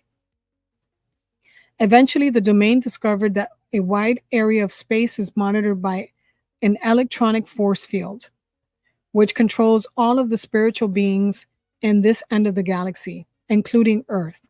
The electronic force screen is designed to detect Isby's spiritual beings and prevent them from leaving the area. If any Isby spiritual being attempts to penetrate the force screen, it captures them in a kind of electronic net. The result is that the captured Isby or spiritual being is subjected to a very severe brainwashing treatment, which erases the memory of the spiritual being. This process uses a tremendous electrical shock, just like psychiatrists use electric shock therapy to erase the memory and personality of the patient and to make them more cooperative. On Earth, this therapy uses only a few hundred volts of electricity. However, the electrical voltage used by the old empire operation against the Isbys is on the order of magnitude of billions of volts. This tremendous shock completely wipes out all the memory of the Isby. The memory erasure is not just for one life or for one body. It wipes out the awe of the accumulated experiences of a nearly infinite past, as well as the identity of the spiritual being. The shock is intended to make it impossible for the spiritual being to remember who they are, where they come from, their knowledge or skills, their memory of the past, and the ability to function as a spiritual entity. They are overwhelmed into becoming a mindless robotic entity. After the shock, a series of post-hypnotic suggestions are used to install false memories and false time orientation in each ISB spiritual being. This includes the command to return to the base after the body dies, so that the same kind of shock and hypnosis can be done again and again forever. The hypnotic command also tells the patient, quote unquote, to forget to remember. What the domain learned from the experience. So you have one faction of the extraterrestrials, spiritual beings, fighting an older version of their species or similar species that remained here that they had forgotten about throughout the trillions of millions of years. And the ones that remained here were basically enslaving humanity and making themselves gods. It's what it seems like to me. That would explain ancient Egypt and the elongated skulls in Central and South America.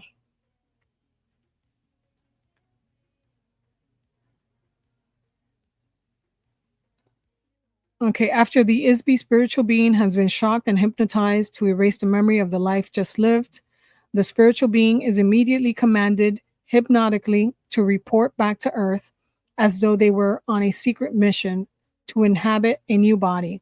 Each ISB is told that they have, so this is where the concept of reincarnation comes in.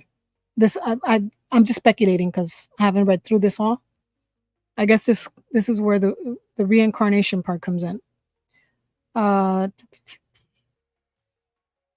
They inhabit a new body. Each ISB, spiritual being, is told that they have a special purpose for being on Earth, but of course, there is no purpose for being in a prison, at least not for the prisoner.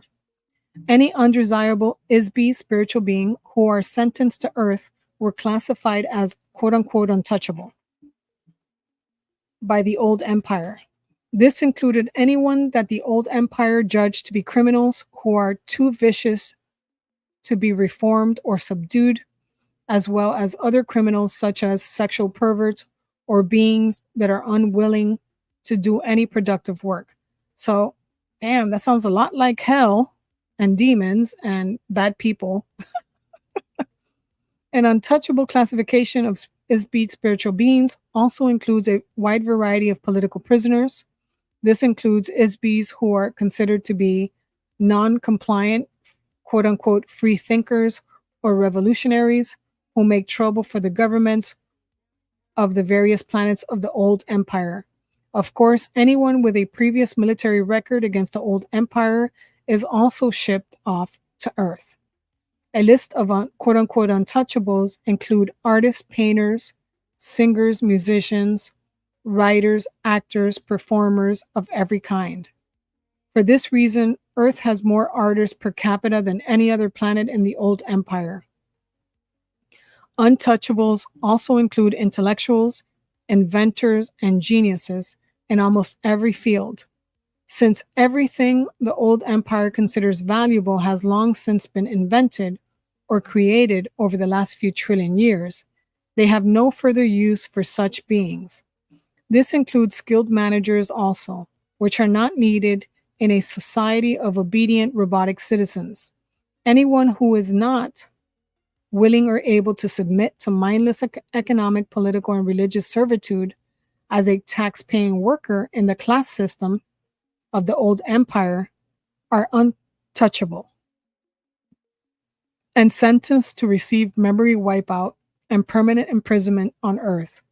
The net result is that the spiritual beings ISB is unable to escape because they can't remember who they are, where they came from, where they are.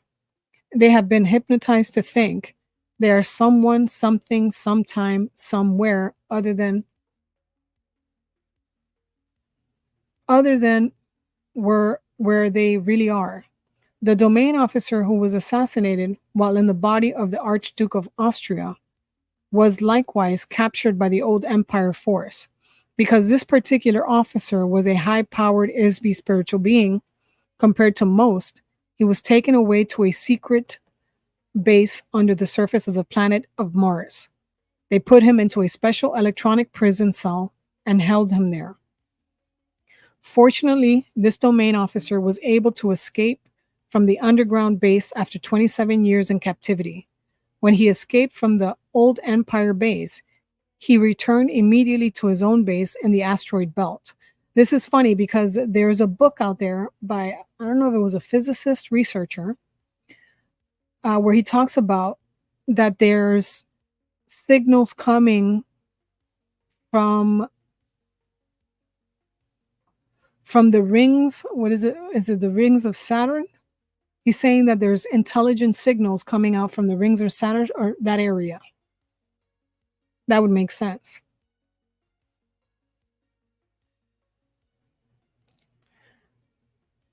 So he returned immediately to his own base in the asteroid belt. His commanding officer ordered that a battle cruiser be dispatched to the coordinates of the base provided by his officer and to destroy that base completely. This old Empire base was located a few hundred miles north of the equator on Mars in the Cydonia region. Isn't that where is the face of Mars there, or like some pyramids are there?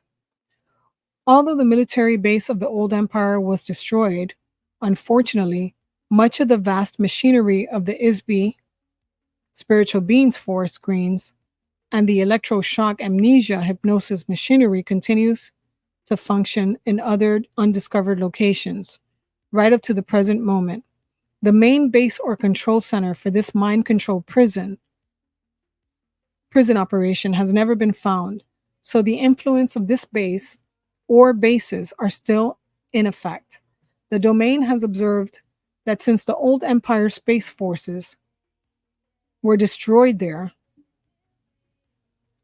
is no one left to actively prevent other planetary systems from bringing their own quote-unquote untouchable ISBs to Earth from all over the galaxy and from other galaxies nearby. Therefore, Earth has become a universal dumping ground for this entire region of space. This in part explains the very unusual mix of races, cultures, languages, moral codes, religious and political influences among the ISBs population on Earth. The number and variety of heterogeneous societies on Earth are extremely unusual on a normal planet. Most Sun Type 12 Class 7 planets are inhabited by only one humanoid body type or race, if any. In addition, most of the ancient civilizations of Earth and many of the events of Earth have been heavily influenced by the hidden hypnotic operation of the old base. So far, no one has figured out exactly where and how this operation is run or by whom, because it is so heavily protected by screens and traps. Furthermore, there has been no operation undertaken to seek out, discover, and destroy the vast ancient network of electronics machinery that create the spiritual beings force screens at this end of the galaxy. Until this has been done, we are not able to prevent or interrupt the electric shock operation, hypnosis, or remote thought control of the old Empire prison planet. Of course, all of the crew members of the domain force now remain aware of this phenomenon at all times while operating in the solar system space so as to prevent detection and the capture of the old traps.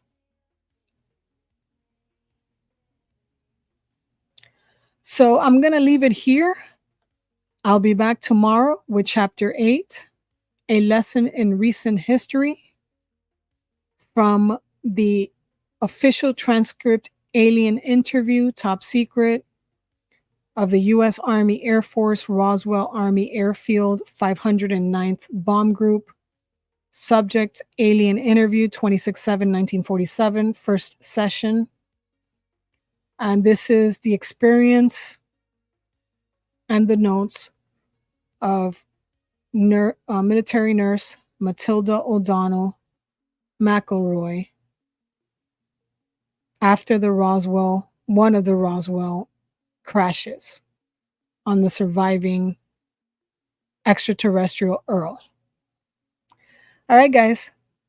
Enjoy your rest of Friday evening. Stay safe. A lot of things are making sense. Maybe you'll dream about it tonight. Maybe information will come into your mind while you sleep. If you want to support monetarily, you can support me in the links below. Share, like, subscribe. It's going to get interesting. See you tomorrow. Bye.